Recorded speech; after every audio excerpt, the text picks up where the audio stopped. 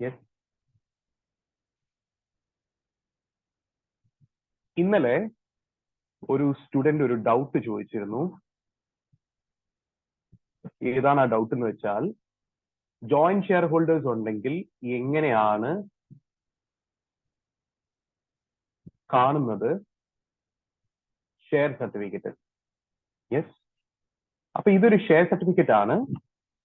എന്റെ അമ്പയുടെ share certificate ആണ്. ഇവിടെ കണ്ടോ, നെയിംസ് ഓഫ് ഹോൾഡേഴ്സ് എസ് ഇങ്ങനെ ബ്രാക്കറ്റിൽ കൊടുത്തിരിക്കുന്നുണ്ടോ? അപ്പൊ ഒന്നിൽ കൂടുതൽ ആൾക്കാരുണ്ടെങ്കിൽ അവരെങ്ങനെ ഓരോന്നോരോന്നായിട്ട് ലിസ്റ്റ് ചെയ്യും. ഓക്കെ, മാക്സിമം 3 ആൾക്കാർ വരെ ആകാം. ഇതൊരു ഷെയർ സർട്ടിഫിക്കറ്റാ, സ്റ്റേറ്റ് ബാങ്ക് ഓഫ് ഇന്ത്യയുടെ. ഇതുപോലെ വേറൊരു ഷെയർ സർട്ടിഫിക്കറ്റ് ഞാൻ കാണിച്ചു തരാം. ഇത് ഇച്ചിരി പഴയതാ. ഇതൊരു 2017 ഉള്ള ഷെയർ സർട്ടിഫിക്കറ്റ്. കണ്ടോ, 2017. ഓക്കെ, വേറൊരെണ്ണം കാണിച്ചു തരാം പിന്നീട്.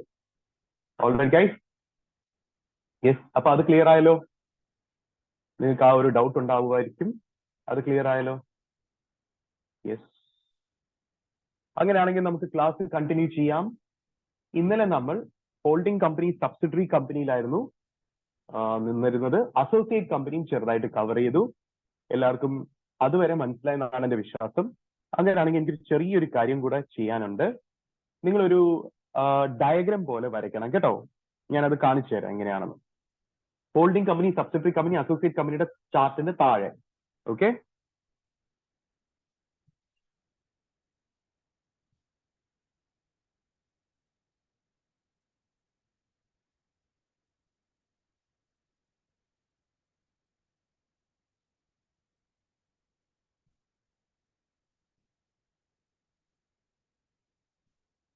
റിലേഷൻഷിപ്പ് ആൻഡ് കൺട്രോൾ എന്ന് പറഞ്ഞു എഴുതിയാൽ മതിയേ.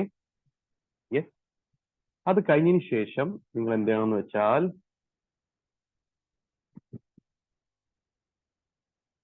ഒരു ലൈൻ ഇങ്ങനെ വരയ്ക്കണം.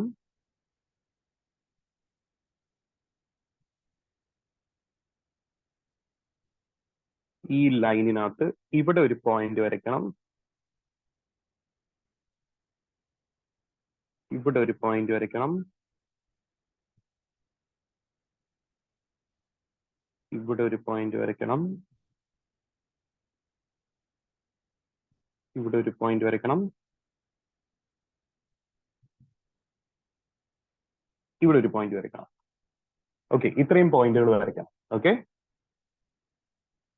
ഇവിടെ 0% എന്ന് എഴുതിക്കോ, ഇവിടെ 19% എന്ന് എഴുതിക്കോ, ഇവിടെ 20% എന്ന് എഴുതിക്കോ, ഇവിടെ 50% എന്ന് എഴുതിക്കോ, ഇവിടെ 100% എന്ന് എഴുതിക്കോ. യെസ്, ഇങ്ങനെ ഒന്ന് എഴുതണേ.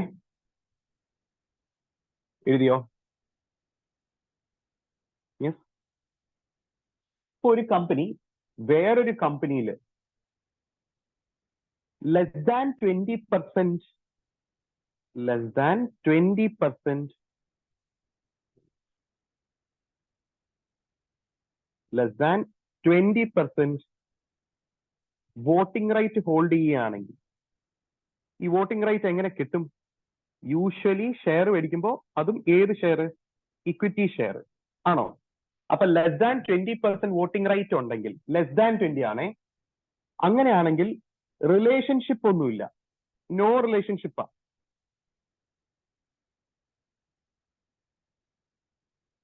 നോ റിലേഷൻഷിപ്പാ. ഞാൻ പറയുന്ന പിടികിട്ടുന്നുണ്ടോ? യെസ്. അപ്പൊ ബേസിക്കലി ദാ ഇവിടം തൊട്ട് ദാ ഇവിടം വരെ നോ റിലേഷൻഷിപ്പാ ബേസിക്കലി. ഓക്കെ, അതായത് ഹോൾഡിംഗ് സബ്സിഡറിന്നോ അസോസിയേറ്റിന്നോ അങ്ങനെ ഒരു റിലേഷൻഷിപ്പും ഇല്ല. പക്ഷേ എന്താകും? മെമ്പർ ആകും. For example, A limited D ലിമിറ്റഡിൽ 19% വോട്ടിംഗ് റൈറ്റ് ഹോൾഡ് ചെയ്യുന്നു, ഇക്വിറ്റി ഷെയർസ് ഉള്ളതുകൊണ്ട്. അങ്ങനെയാണെങ്കിൽ എ ലിമിറ്റഡ് എന്താണ്? ഡി ലിമിറ്റഡിന്റെ മെമ്പർ ആണ്. ഞാൻ പറയുന്ന പിടികിട്ടുന്നുണ്ടോ? യെസ്. അപ്പൊ A limited had made an investment in B limited. പക്ഷെ ആ ഇൻവെസ്റ്റ്മെന്റ് എന്തിലോട്ട് വരുന്നില്ല? ഒരു റിലേഷൻഷിപ്പ് ആകുന്ന രീതിയിലുള്ള ഇൻവെസ്റ്റ്മെന്റ് ഇല്ല, അത്രത്തോളം ഇല്ല. മനസ്സിലായോ? യെസ്. എല്ലാവർക്കും പറഞ്ഞത് പിടികിട്ടിയോ? യെസ്. അത് അഥവാ 20% to 50% വരെയുള്ള ഒരു ഇൻവെസ്റ്റ്മെന്റ് ആണെങ്കിലോ, അങ്ങനെയാണെങ്കിൽ എന്ത് റിലേഷൻഷിപ്പ് വരും? അസോസിയേറ്റ് കമ്പനി എന്നുള്ള റിലേഷൻഷിപ്പ് വരും. ആണോ അല്ലയോ? ഇന്നലെ നമ്മൾ പഠിച്ചിരുന്നു അങ്ങനെ റിലേഷൻഷിപ്പ് വരുമെന്ന്. അല്ലേ? അല്ലേ ഗൈസ്? യെസ്. ഇനി അത് മോർ ദാൻ 50% ആണെങ്കിലോ? മോർ ദാൻ 50% ആണെങ്കിൽ അത് ഓബിയസ്ലി എന്ത് റിലേഷൻഷിപ്പ് ആയി മാറും?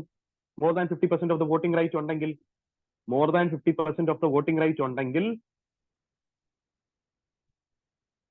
അതൊരു ഹോൾഡിംഗ് ആൻഡ് സബ്സിഡിയറി റിലേഷൻഷിപ്പ് ആവും.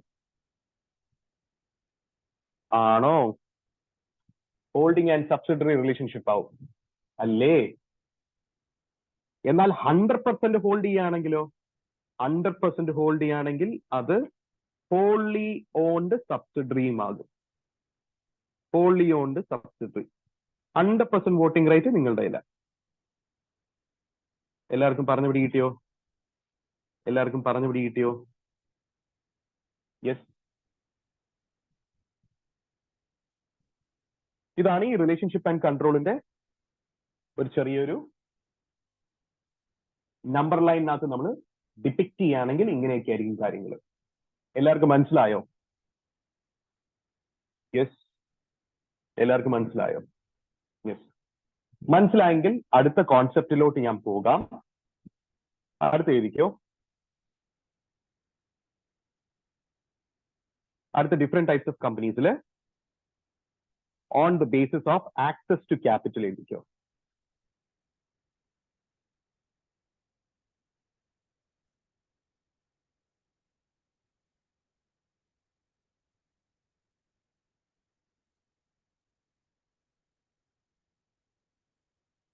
On the basis of access to capital എഴുതിയോ?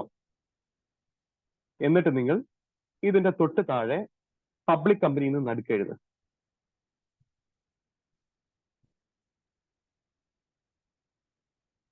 പബ്ലിക് കമ്പനി എന്ന് എഴുതിയിട്ട് അത് രണ്ടായിട്ട് സ്പ്ലിറ്റ് ചെയ്യുക. ഒരെണ്ണത്തിന്റെ താഴെ ലിസ്റ്റഡ് കമ്പനി,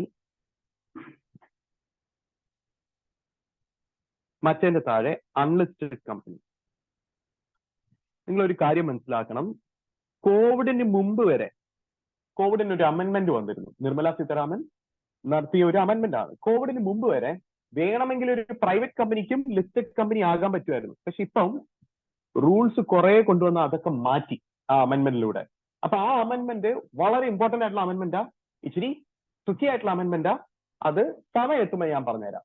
ഞാൻ prospectus and allotment of securities എന്ന ചാപ്റ്റർ എത്തുമ്പോൾ അത് ഞാൻ ഡീറ്റെയിൽ ആയിട്ട് എക്സ്പ്ലെയിൻ ചെയ്തു തരാം. തൽക്കാലം നിങ്ങളൊരു സിംപിളർ ഫോം ആയിട്ട് ഞാനൊന്ന് എക്സ്പ്ലെയിൻ ചെയ്യാണ് എന്താണ് ലിസ്റ്റഡ് കമ്പനി എന്ന്. ഓക്കെ, എല്ലാവർക്കും കുഴപ്പമില്ലല്ലോ? അപ്പോ ഒരു ലിസ്റ്റഡ് കമ്പനി ആവണമെങ്കിൽ അത് ആദ്യം എന്തായിരിക്കണം? ഒരു പബ്ലിക് കമ്പനി ആയിരിക്കണം. Yes everybody? അപ്പൊ ചോദ്യം ഇതാണ്, എന്താണ് ഈ ലിസ്റ്റഡ് കമ്പനി? എന്തുകൊണ്ടാണ് ഒരു പബ്ലിക് കമ്പനിക്ക് മാത്രമേ അത് ആകാൻ പറ്റൂ എന്നാണ് ചോദ്യം. സി, ഒരു പ്രൈവറ്റ് കമ്പനി, ഒരു പബ്ലിക് കമ്പനി തമ്മിലുള്ള അടിസ്ഥാന വ്യത്യാസം എന്ന് വെച്ചാലേ, ഒരു പ്രൈവറ്റ് കമ്പനി ഒരു ക്ലോസ്ലി ഹെൽഡ് കമ്പനിയാണ്. എന്ന് വെച്ചാൽ എന്താ? അങ്ങോട്ടും ഇങ്ങോട്ടും അറിയുന്ന ചില പേര് പൈസ ഇട്ട് നടത്തുന്ന ബിസിനസ് ആകുന്ന കമ്പനിയാണിത്. അപ്പൊ അവരെന്ത് ചെയ്യത്തില്ല? പബ്ലിക്കിന്റെ പൈസ കളക്ട് ചെയ്യില്ല ബിസിനസ് ചെയ്യാൻ. ഞാൻ പറഞ്ഞു മനസ്സിലായോ? പക്ഷെ അതേ സമയത്ത് ഒരു പബ്ലിക് കമ്പനി ആണെങ്കിലോ അതൊരു വൈഡ്ലി ഹെൽഡ് കമ്പനിയാ. വൈഡ്ലി ഹെൽഡ് എന്ന് പറഞ്ഞാൽ എന്താ? കുറെ പേർക്ക് അതിന്റെ ഓണർഷിപ്പ് ഉണ്ട്. അത് വൈഡ്ലി ഹെൽഡാ. അപ്പൊ അവർക്ക് എന്ത് ചെയ്യാം? പബ്ലിക്കിന്റെ എന്ത് ചെയ്യാം? പൈസ മേടിക്കാം. മനസ്സിലായോ? എല്ലാവർക്കും പറഞ്ഞു പിടികിട്ടിയോ? ഒരു പ്രൈവറ്റ് കമ്പനി ക്ലോസ്ലി ഹെൽഡ് കമ്പനിയാ. അങ്ങോട്ടും ഇങ്ങോട്ടും അറിയുന്ന കുറച്ചു പേര് പൈസ ഇട്ട് ബിസിനസ് ചെയ്യാണ്. അവർ പബ്ലിക്കിന്റെ ഫണ്ട് ശേഖരിക്കത്തില്ല. ഷെയർ ഇഷ്യൂ, ഡിബെഞ്ചർ ഇഷ്യൂ ഒക്കെ നടത്തി ഫണ്ട് ശേഖരിക്കില്ല. പക്ഷെ അതേ സമയത്ത് ഒരു പബ്ലിക് കമ്പനി ഒരു വൈഡ്ലി ഹെൽഡ് കമ്പനിയാണ്. അവരുടെ ഫണ്ടിങ് റിക്വയർമെന്റ്സ് അവർ മീറ്റ് ചെയ്യുന്നത് പബ്ലിക് ഇഷ്യൂ ഒക്കെ നടത്തിയിട്ടാണ്. ഞാൻ പറയുന്നത് പിടികിട്ടുന്നുണ്ടോ? യെസ്. എല്ലാവർക്കും പറഞ്ഞത് പിടികിട്ടിയോ? യെസ്. എന്നാലേ ചില കോൺസെപ്റ്റ്സ് ഉണ്ട്, അത് ഞാൻ പറഞ്ഞുതരാം, ഒന്ന് ശ്രദ്ധിച്ചിരിക്കണേ. ഈ മാർക്കറ്റ് എന്നുള്ള വാക്കിന്റെ അർത്ഥം എന്താ? മാർക്കറ്റ് എന്ന് പറഞ്ഞാൽ it is a place where buyers and sellers meet. Physically meet ചെയ്യണമെന്നില്ല, ഓൺലൈനായിട്ടൊക്കെ മീറ്റ് ചെയ്യാം. ഓൺലൈൻ പ്ലാറ്റ്ഫോമും എന്താകാം? മാർക്കറ്റ് ആകാം. It's just that buyer and sellers are able to connect with themselves. അതിനെയാണ് നമ്മൾ മാർക്കറ്റ് എന്ന് പറയുന്നത്. ആണോ? അങ്ങനെയാണെങ്കിൽ വെജിറ്റബിൾ മാർക്കറ്റ് എന്ന് പറഞ്ഞാൽ എന്തായിരിക്കും ഗൈസ്? വെജിറ്റബിൾസ് വിൽക്കാൻ വേണ്ടിയിട്ടുള്ള ആൾക്കാർ വരുന്നതും വെജിറ്റബിൾസ് വാങ്ങാൻ വേണ്ടിയിട്ടുള്ള ആൾക്കാർ വരുന്ന മാർക്കറ്റ് ആണോ? അങ്ങനെയാണെങ്കിൽ ഷെയർ മാർക്കറ്റ് എന്ന് പറഞ്ഞാൽ എന്തായിരിക്കും ഗൈസ്? ഷെയർ വിൽക്കാനും വാങ്ങാനും വരുന്ന ആൾക്കാര് മീറ്റ് ചെയ്യുന്ന സ്ഥലം ഷെയർ മാർക്കറ്റ്. മനസ്സിലായോ? കമ്പനികളുടെ ഷെയർ ഒക്കെ അത് വിൽക്കാനും വാങ്ങാനും വരുന്ന ആൾക്കാർ മീറ്റ് ചെയ്യുന്ന സ്ഥലം. ഈ ഷെയർ മാർക്കറ്റിനെ നമ്മൾ സ്റ്റോക്ക് എക്സ്ചേഞ്ച് എന്നും വിളിക്കും.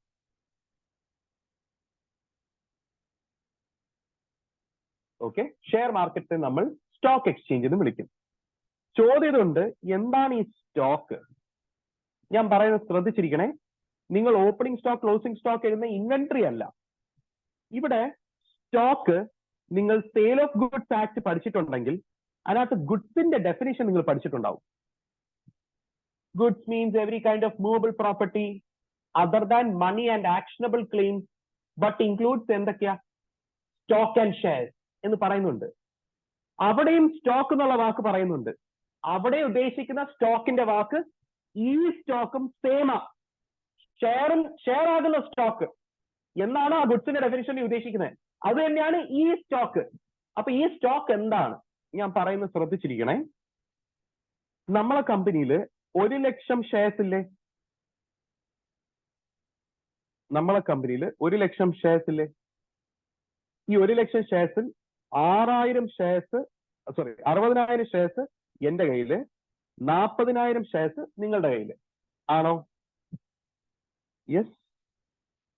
നമ്മളുടെ കമ്പനിയിലെ ഒരു കൺവേർഷൻ ചെയ്യുന്നുണ്ട്. എന്ത് കൺവേർഷനാ ചെയ്യുന്നതെന്ന് വെച്ചാൽ, 1000 ഷെയർ ഉള്ളവരുടേത് ഒരു സ്റ്റോക്ക് ആയിട്ട് കൺവേർട്ട് ചെയ്യും. അപ്പൊ ബേസിക്കലി സ്റ്റോക്ക് എന്താന്ന് വെച്ചാലേ, ഷെയർസിനെ കൂട്ടിയെടുത്ത് ഒരു വലിയൊരു സ്റ്റോക്ക് ആക്കും. അപ്പൊ ഷെയർസിന്റെ ഒരു ഹയർ ഡിനോമിനേഷൻ ആണ് സ്റ്റോക്ക് എന്ന് വേണമെങ്കിൽ പറയുന്നത്. ഫോർ എക്സാമ്പിൾ, ഈ 1000 മീറ്റേഴ്സ് എന്ന് പറയുന്നത് എന്താ? 1 കിലോമീറ്റർ അല്ലേ? 1000 മീറ്റേഴ്സ് എന്ന് പറയുന്നത് 1 കിലോമീറ്റർ അല്ലേ? അതേപോലെ ഒരു കൺവേർഷൻ വെച്ചിട്ടുണ്ട് നമ്മളെ കമ്പനിയിൽ. 1000 ഷെയർസ് എന്ന് പറയുന്നത് ഒരു സ്റ്റോക്കാ.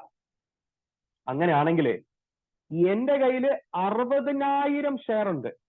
അതിന്റെ അർത്ഥം എനിക്ക് എത്ര സ്റ്റോക്ക് ഉണ്ടെന്നാണ് നമ്മളെ കമ്പനിയിൽ? 60 സ്റ്റോക്ക് ഉണ്ടെന്നാണ് അതിന്റെ അർത്ഥം.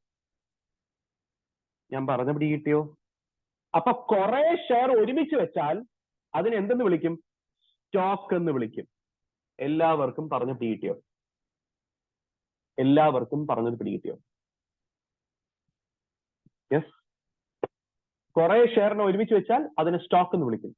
യഥാർത്ഥത്തിൽ സ്റ്റോക്ക് എന്താണെന്ന് ചോദിച്ചാലേ, bundle of fully paid up share. ഈ ഫുള്ളി പെയ്ഡ് അപ്പ് ഷെയർസ് എന്താണെന്ന് കുറച്ചേരം ഞാൻ പറഞ്ഞുതരാം. കുറെ ഫുള്ളി പെയ്ഡ് അപ്പ് ഷെയർസ് ഒരുമിച്ച് വെച്ച് നമ്മൾ സ്റ്റോക്ക് ആക്കും. നമ്മളെ കമ്പനി എത്ര ഷെയർ വെച്ചിട്ടാണ് സ്റ്റോക്ക് ആക്കുന്നത്?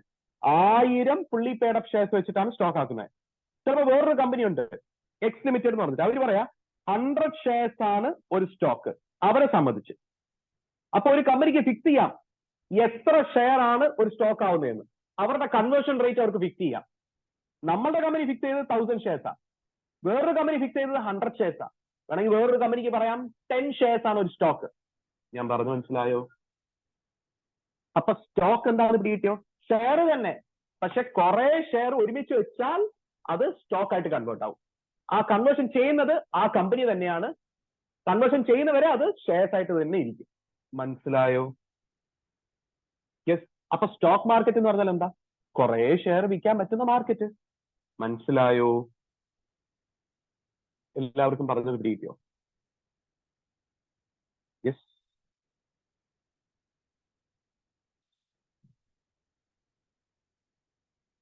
അതാണ് സ്റ്റോക്ക് മാർക്കറ്റ് എന്ന് പറയുന്നത്. നിങ്ങളെ ഫൗണ്ടേഷനിലൊക്കെ ചിലപ്പോൾ കേട്ടിട്ടുണ്ടാവും, കമ്പനീനെ എന്തെന്നും വിളിക്കും? ജോയിന്റ് സ്റ്റോക്ക് കമ്പനി എന്ന് വെച്ചാൽ എന്താ? കുറെ ആൾക്കാര് ഷെയർ മേടിച്ച് അത് സ്റ്റോക്ക് ആകും. കാര്യം കുറെ ഷെയർ മേടിച്ചാൽ അത് സ്റ്റോക്ക് ആകും. അവർ പൈസ ഇട്ട് സ്റ്റാർട്ട് ചെയ്ത കമ്പനി, അതാണ് ജോയിന്റ് സ്റ്റോക്ക് കമ്പനി എന്ന് പറയുന്നത്. മനസ്സിലായോ? ഇവിടെ ആ സ്റ്റോക്ക് എന്ന് ഉദ്ദേശിക്കുന്നത് ഷെയർ എന്നുള്ള അർത്ഥം. അണ്ടർസ്റ്റുഡ്? കുറെ ആൾക്കാരുണ്ട്, അവരെല്ലാവരും ഷെയർ ഇട്ട് സ്റ്റാർട്ട് ചെയ്ത കമ്പനി. എല്ലാവർക്കും പറഞ്ഞത് കിട്ടിയോ? Yes yes. അങ്ങനെയാണെങ്കിലേ ഞാൻ പറയുന്നത് വളരെ ശ്രദ്ധയോടെ കേൾക്കണേ. നമ്മളുടെ കമ്പനി സ്റ്റാർട്ട് ചെയ്യുന്ന സമയത്ത് നമ്മുടെ കമ്പനിയുടെ പേരെന്താ ഗൈസ്? International airlines limited. നമ്മളെ കമ്പനി സ്റ്റാർട്ട് ചെയ്യുന്ന സമയത്ത് 1,00,000 ഷെയർസ് ആയിട്ടാണ് സ്റ്റാർട്ട് ചെയ്തത്. 1 lakh share of ₹10 each. Equity share ആണെന്ന് വിചാരിച്ചോ കേട്ടോ. Yes, of ₹10 each. അതിന്റെ അർത്ഥം എത്ര രൂപ ക്യാപിറ്റൽ വെച്ചിട്ടാണ് നമ്മളെ കമ്പനിയുടെ ബിസിനസ് സ്റ്റാർട്ട് ചെയ്തത്? 10 ലക്ഷം. ഓക്കെ, 10 ലക്ഷം രൂപ ക്യാപിറ്റൽ വെച്ച്. ട്രിവാൻഡ്രത്ത് മാത്രമേ ഓഫീസ് ഉണ്ടായിരുന്നുള്ളൂ. ഓക്കെ, ഒറ്റ പ്ലെയിനേ ഉണ്ടായിരുന്നുള്ളൂ. ഓക്കെ, നമ്മൾ പിന്നെ 3 പൈലറ്റ്സ്, പിന്നെ ഒരു 8 സ്റ്റുവർട്സും എയർ ഹോസ്റ്റസും, അങ്ങനെ ഒരു വളരെ ചെറിയ രീതിയിൽ സ്റ്റാർട്ട് ചെയ്ത ഒരു എയർലൈൻസ് കമ്പനിയാണ് നമ്മളുടെ. മനസ്സിലായോ? ഒറ്റ പ്ലെയിനേ ഉള്ളൂ. ഓക്കെ, എന്ന് വിചാരിച്ചോ. നമ്മൾ 5 വർഷം ബിസിനസ് ചെയ്തു. 5 വർഷം ബിസിനസ് ചെയ്തപ്പോ അത്യാവശ്യം നല്ല പ്രോഫിറ്റ് കിട്ടി. ഓക്കെ, അത്യാവശ്യം നല്ല പ്രോഫിറ്റ് കിട്ടി. അങ്ങനെയാണെങ്കിലേ ബിസിനസ് സാധ്യതയുണ്ട് എന്ത് ചെയ്യാൻ? എക്സ്പാൻഡ് ചെയ്യാൻ, അല്ലേ? ഇപ്പൊ ട്രിവാൻഡ്രത്ത് മാത്രമേ ഓഫീസ് ഉള്ളൂ. വേണമെങ്കിൽ മുംബൈയിലും ഡൽഹിയിലും ബാംഗ്ലൂരും ഹൈദരാബാദും ഒക്കെ ഓഫീസ് സ്റ്റാർട്ട് ചെയ്യാം. വേണമെങ്കിൽ ദുബായിലും ഖത്തറിലും ഇന്റർനാഷണൽ സർവീസ് വരെ സ്റ്റാർട്ട് ചെയ്യാം. ആണോ? അപ്പൊ ഇത്രയും സ്ഥലത്ത് ഓപ്പൺ ചെയ്യുമ്പോൾ ഇനി കുറെ എംപ്ലോയീസ് വേണം, കുറെ എയ്റോപ്ലെയിൻസ് വേണം, കുറെ പൈലറ്റ്സ് വേണം. ആണോ? അപ്പം എക്സ്പാൻഷനും ഗ്രോത്തിനും നമുക്ക് എന്ത് വേണ്ടി വരും? പൈസ വേണ്ടി വരും. മനസ്സിലായോ? അപ്പോ നമ്മുടെ CFO ഈ എക്സ്പാൻഷന്റെ ഡീറ്റെയിൽസ് വെച്ചിട്ട് കണക്കുകൾ ചെയ്ത് നോക്കിയപ്പോ എക്സ്പാൻഷന് ഒരു ഓൾമോസ്റ്റ് 1000 crores വേണ്ടി വരും. മനസ്സിലായോ? അത്രയും രൂപ ഫണ്ടായിട്ട് വേണ്ടി വരും. എന്നാലേ ഇത്രയും സ്ഥലത്ത് ബ്രാഞ്ച് ഓപ്പൺ ചെയ്യാൻ പറ്റൂ, ഇൻക്ലൂഡിങ് ഖത്തർ ആൻഡ് ദുബായ്. അത്രയും പ്ലെയിനുകളും മേടിക്കണം ഇത്രയും സർവീസസ് വെക്കുകയാണെങ്കിൽ. മനസ്സിലായോ? അപ്പൊ ഈ 1000 crores ആര് കൊണ്ടുവരണം? നമ്മൾ മെമ്പേഴ്സ് കൊണ്ടുവരണം. നമ്മൾ 50 പേര്. പക്ഷെ നമ്മൾ 50 പേര് കൂട്ടിയാൽ കൂടില്ല. ഈ 1000 crores ഒന്നും നമ്മുടെ കയ്യിൽ ഇല്ല. അപ്പൊ എന്ത് ചെയ്യേണ്ടി വരും? വേറെ പലവർക്കും കൂടെ ഷെയർ കൊടുത്ത് പൈസ ശേഖരിക്കേണ്ടി വരും. മനസ്സിലായോ? മനസ്സിലായോ? നമ്മളുടെ കമ്പനി ഒരു പബ്ലിക് കമ്പനി ആയതുകൊണ്ട് വേണമെങ്കിൽ എന്ത് ചെയ്യാം? കുറെ പൊതുജനങ്ങൾക്ക് ഷെയർ കൊടുത്ത് നമ്മളെ കമ്പനിക്ക് എന്ത് ചെയ്യാൻ പറ്റും? ഒരു പബ്ലിക് ഇഷ്യൂ ത്രൂ ഈ 1000 crores റേസ് ചെയ്യാൻ പറ്റും. മനസ്സിലായോ? എല്ലാവർക്കും പറഞ്ഞു പിടികിട്ടിയോ? യെസ്, എല്ലാവർക്കും പറഞ്ഞു പിടികിട്ടിയോ? യെസ്. അപ്പൊ നമ്മളെ കമ്പനി എന്ത് ചെയ്യുന്ന വെച്ചാലേ, നമ്മളെ കമ്പനി മാർക്കറ്റിൽ പോവും. ആ മാർക്കറ്റിനെയാണ് സ്റ്റോക്ക് മാർക്കറ്റ് അല്ലെങ്കിൽ സ്റ്റോക്ക് എക്സ്ചേഞ്ച് എന്ന് പറയുന്നത്. ഇന്ത്യയിൽ തന്നെ കുറെ സ്റ്റോക്ക് എക്സ്ചേഞ്ചസ് ഉണ്ട്. അതിൽ പ്രധാനപ്പെട്ട സ്റ്റോക്ക് എക്സ്ചേഞ്ച് ആണ് NSEയും BSE, നാഷണൽ സ്റ്റോക്ക് എക്സ്ചേഞ്ചും ബോംബെ സ്റ്റോക്ക് എക്സ്ചേഞ്ചും. ഇവിടെ ചെന്ന് ഒരു ഷെയർ ഇഷ്യൂ നടത്താൻ വേണ്ടിയിട്ട് നോക്കും നമ്മളുടെ കമ്പനി. ഇവിടെ ചെന്ന് ഷെയർ ഇഷ്യൂ നടത്തണമെങ്കിൽ എവരുടെ പെർമിഷൻ വേണം? ആരുടെ? BSEയുടെയും NSEയുടെയും. ആ പെർമിഷൻ എടുക്കുന്നതിനെയാണ് ലിസ്റ്റിംഗ് പെർമിഷൻ എന്നൊക്കെ പറയുന്നത്. ആ ലിസ്റ്റിംഗ് പെർമിഷൻ കൊടുക്കും ആര്? NSEയും BSEയും ചില കണ്ടീഷൻസ് ഒക്കെ പാലിക്കുകയാണെങ്കിൽ. എന്തൊക്കെ കണ്ടീഷനാ? നിങ്ങളൊരു വലിയൊരു ബിസിനസ് ആണ്, നിങ്ങളുടെ ബിസിനസ്സിൽ പ്രോഫിറ്റബിൾ ആയിട്ടുള്ള ഒരു ബിസിനസ് ആണ്, നിങ്ങൾ നല്ല രീതിയിൽ ബിസിനസ് ചെയ്യുന്ന വ്യക്തികളാണ്, അതായത് കറക്റ്റ് സമയത്ത് ഫിനാൻഷ്യൽ സ്റ്റേറ്റ്മെന്റ്സും ഓഡിറ്റും ഒക്കെ ചെയ്യുന്ന വ്യക്തികളാണ്. ഇങ്ങനെയൊക്കെയുള്ള ചില കണ്ടീഷൻസ് പാലിച്ചാൽ NSEയും BSEയും ഒക്കെ എന്ത് നൽകും? NSEയും BSEയും ഒക്കെ ലിസ്റ്റിംഗ് പെർമിഷൻ നൽകും. അപ്പൊ നമ്മളെ കമ്പനിക്ക് വേണമെങ്കിൽ എന്ത് ചെയ്യാം? ഷെയർ ഇഷ്യൂ നടത്താൻ പറ്റും പൊതുജനങ്ങൾക്ക് ഏത് മാർക്കറ്റിന്റെ സഹായത്തോടെ? NSEയും BSEയും ആകുന്ന സ്റ്റോക്ക് മാർക്കറ്റിന്റെ സഹായത്തോടെ. ഞാൻ പറയുന്നത് മനസ്സിലാവുന്നുണ്ടോ? യെസ്. അപ്പോ നമുക്ക് വേണ്ടത് 1000 crores ആണ്. 1000 crores എന്ന് പറയുമ്പോൾ എത്ര ഷെയർ വേണ്ടി വരും? 1000 crore rupees ആണ് വേണ്ടത്. ഒരു ഷെയറിന്റെ വില 10. അപ്പോ 100 crores ഷെയർസ് വിൽക്കണം. 100 crores shares, 100 crore shares of ₹10 each വിൽക്കണം. മനസ്സിലായോ? എന്നാലേ 1000 crores നമുക്ക് അച്ചീവ് ചെയ്യാൻ പറ്റൂ. എല്ലാവർക്കും പറഞ്ഞത് പിടികിട്ടിയോ? എല്ലാവർക്കും പറഞ്ഞു പിടികിട്ടിയോ? അപ്പൊ നമ്മൾ എന്ത് ചെയ്യും? NSEയിലും BSEയിലും പോയിട്ട് പെർമിഷൻ ചോദിക്കും. അവർ പെർമിഷൻ തരും. അങ്ങനെ നമ്മളുടെ കമ്പനി ഈ 1000 crores ശേഖരിക്കാൻ വേണ്ടി 100 crore shares എന്ത് ചെയ്യും? പബ്ലിക്കിന് ഇഷ്യൂ ചെയ്യും. പബ്ലിക്കിന് ഇഷ്യൂ ചെയ്യുന്നതിന് മുമ്പ് പ്രോസ്പെക്ടസ് എന്ന് പറയുന്ന ഒരു ഡോക്യുമെന്റ് അടിച്ചിറക്കും. അത് പബ്ലിക് കമ്മ്യൂണിക്കേറ്റ് ചെയ്യാൻ പറ്റൂ. ഈ ഫുൾ പ്രോസസ്സിനെയാണ് പബ്ലിക് ഇഷ്യൂ എന്ന് പറയുന്നത്. ഈ പബ്ലിക് ഇഷ്യൂ എന്ന് പറയുന്നത് സെക്ഷൻ 23 തൊട്ട് 42 വരെ കവർ ചെയ്യുന്ന പോർഷൻസ് ആണ്. ഇത് prospectus and allotment of securities പറഞ്ഞ ചാപ്റ്ററിന്റെ പാർട്ട് 1 ആണ്. അണ്ടർസ്റ്റുഡ്? 41 ആണ്, സോറി 42 അല്ല 41 ആണ്. ഞാൻ എൻറ്റയർ ചാപ്റ്റർ പറഞ്ഞു പോയി. 41 ആണ്. 23 to 41. 42 private placement. Okay, private placement ആർക്ക് വേണമെങ്കിലും ചെയ്യാം, പ്രൈവറ്റ് കമ്പനിക്കും ചെയ്യാം. ഇത് പബ്ലിക് ഇഷ്യൂ ആണ്. അണ്ടർസ്റ്റുഡ്? ഇങ്ങനെ പബ്ലിക് ഇഷ്യൂ ചെയ്ത കുറെ കമ്പനികളുണ്ട്. ഈ ഇടയ്ക്ക് സൊമാറ്റോ ലിമിറ്റഡ് ഒരെണ്ണം ഫേമസ് ആണ്.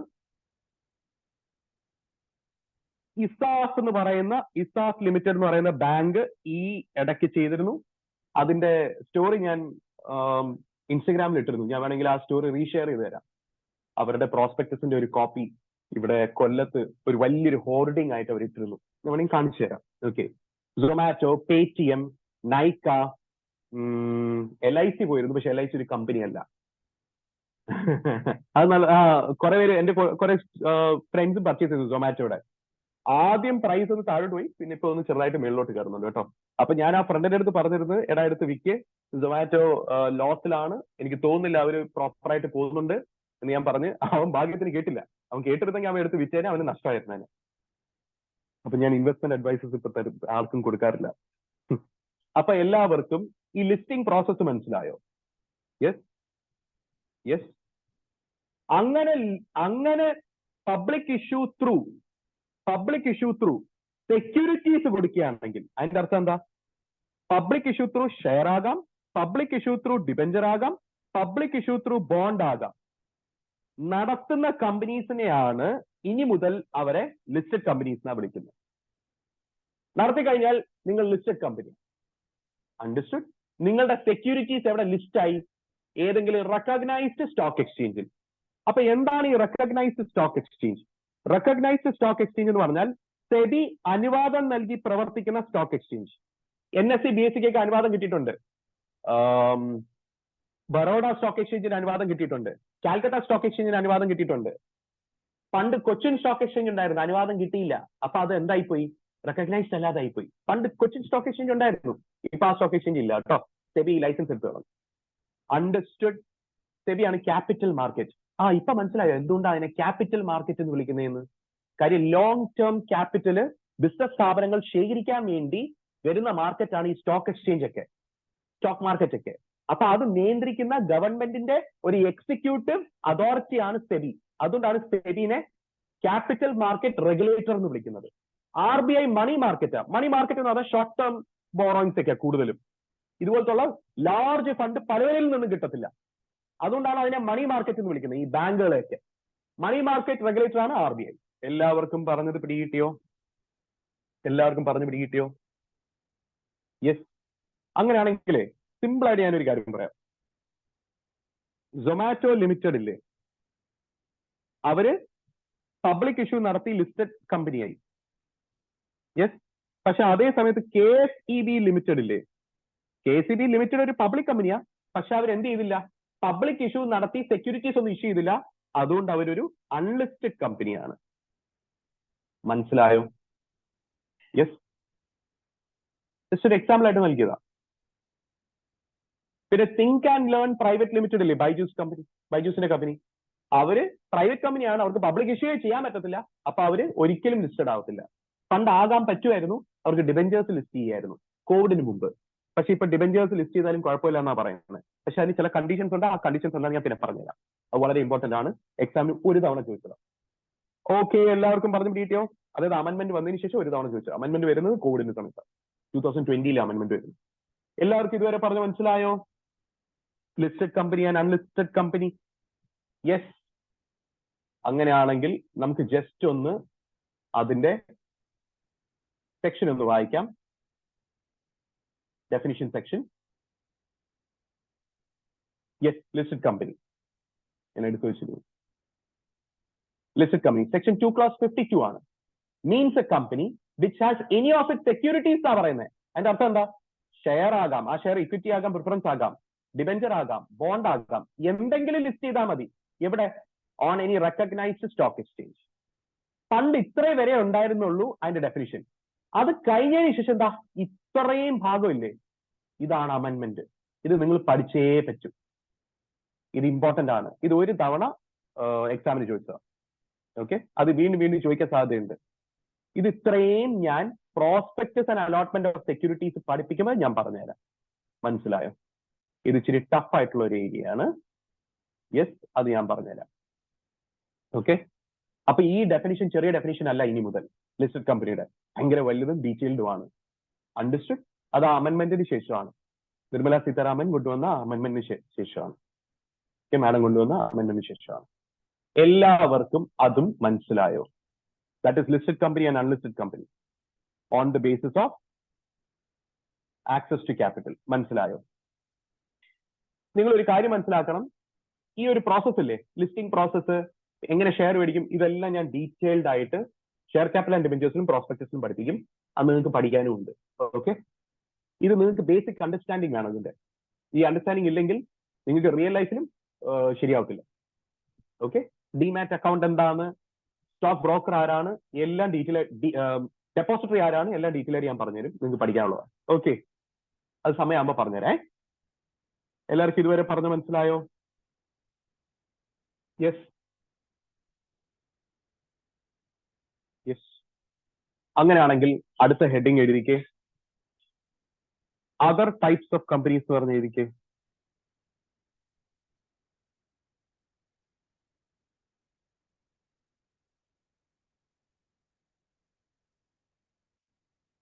Other types of companies.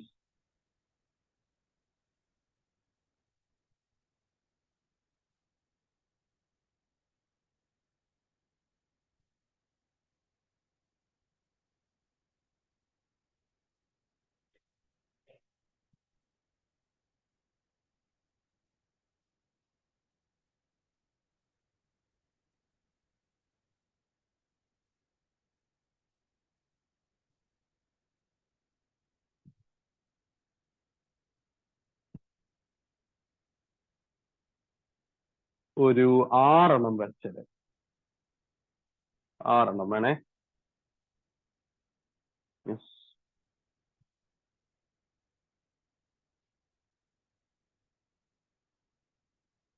Yes, വരച്ചോ. ഒരു 6 വരച്ചോ. ഓരോന്നോരോന്നായിട്ട് എഴുതിക്കോ. ആദ്യം ഗവൺമെന്റ് കമ്പനി എന്ന് എഴുതും.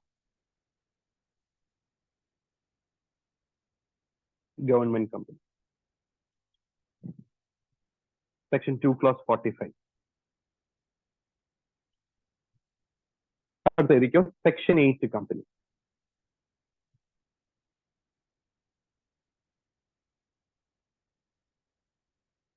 അടുത്ത് എഴുതിക്കോ നിധി കമ്പനി. അടുത്ത് എഴുതിക്കോ ഫോറിൻ കമ്പനി. ഈ ഫോറിൻ കമ്പനി ഡീറ്റെയിൽഡ് ആയിട്ട് ഇനി നിങ്ങൾക്ക് പഠിക്കേണ്ടി വരും. പുതിയ ചാപ്റ്റർ ആണ്, ന്യൂ ചാപ്റ്റർ ആണ്, അഡീഷൻ വന്ന ചാപ്റ്റർ ആണ്. ഡീറ്റെയിൽ ആയിട്ട് പഠിക്കണം. Okay, government section 8 Nidhi foreign. അടുത്ത് എഴുതിക്കോ IFSC കമ്പനി. IFSC കമ്പനി എഴുതിയോ? ലാസ്റ്റ് എഴുതിക്കോ dormant company. Dormant company. Yes. Nidhi കമ്പനിയുടെ അവിടെ എഴുതിക്കോ സെക്ഷൻ 406. ഡോർമെന്റ് കമ്പനിയുടെ അവിടെ എഴുതിക്കോ section 455. Foreign company definition section 2/42 ആണ്. ഡീറ്റെയിൽഡ് ആയിട്ട് ചാപ്റ്റർ 22-22നകത്ത് 379 to 392 വരെയാണെന്ന് തോന്നുന്നു സെക്ഷൻസ്. ഒരു 15ഓളം സെക്ഷൻസ്. ഓക്കെ, നമുക്കത് വരുമ്പോ നോക്കാം.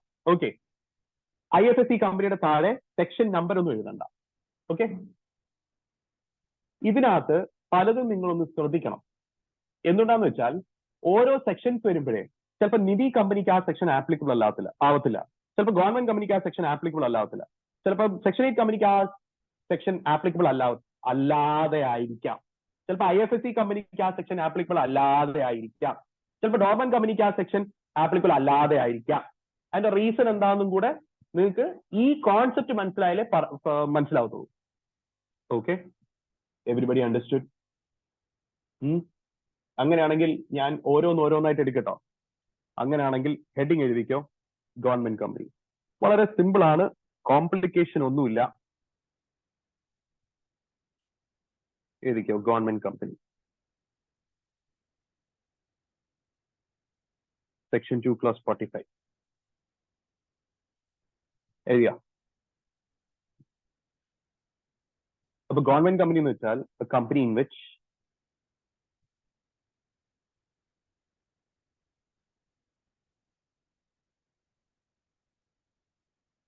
at least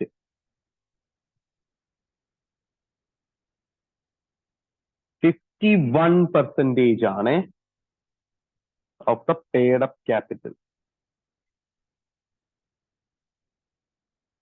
ഈ പെയ്ഡ് അപ്പ് ക്യാപിറ്റൽ എന്താണെന്നൊക്കെ കുറച്ചു നേരം ഞാൻ ഇപ്പൊ പറഞ്ഞുതരാം. തൽക്കാലം ജസ്റ്റ് എഴുതി നിങ്ങൾക്ക് അറിയാം. അതുകൊണ്ടാണ് ഞാൻ വലുതായിട്ട് സ്ട്രെസ് ചെയ്യാത്തത്. നിങ്ങൾ ഫൗണ്ടേഷനിലൊക്കെ പഠിച്ചിട്ടുള്ളതാണ്. of the paid up share capital is held by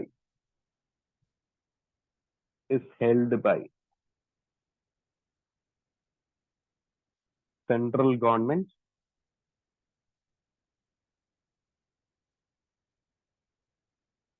state government or governments, state government or governments, state government or governments, or partly by central government and one or more state governments.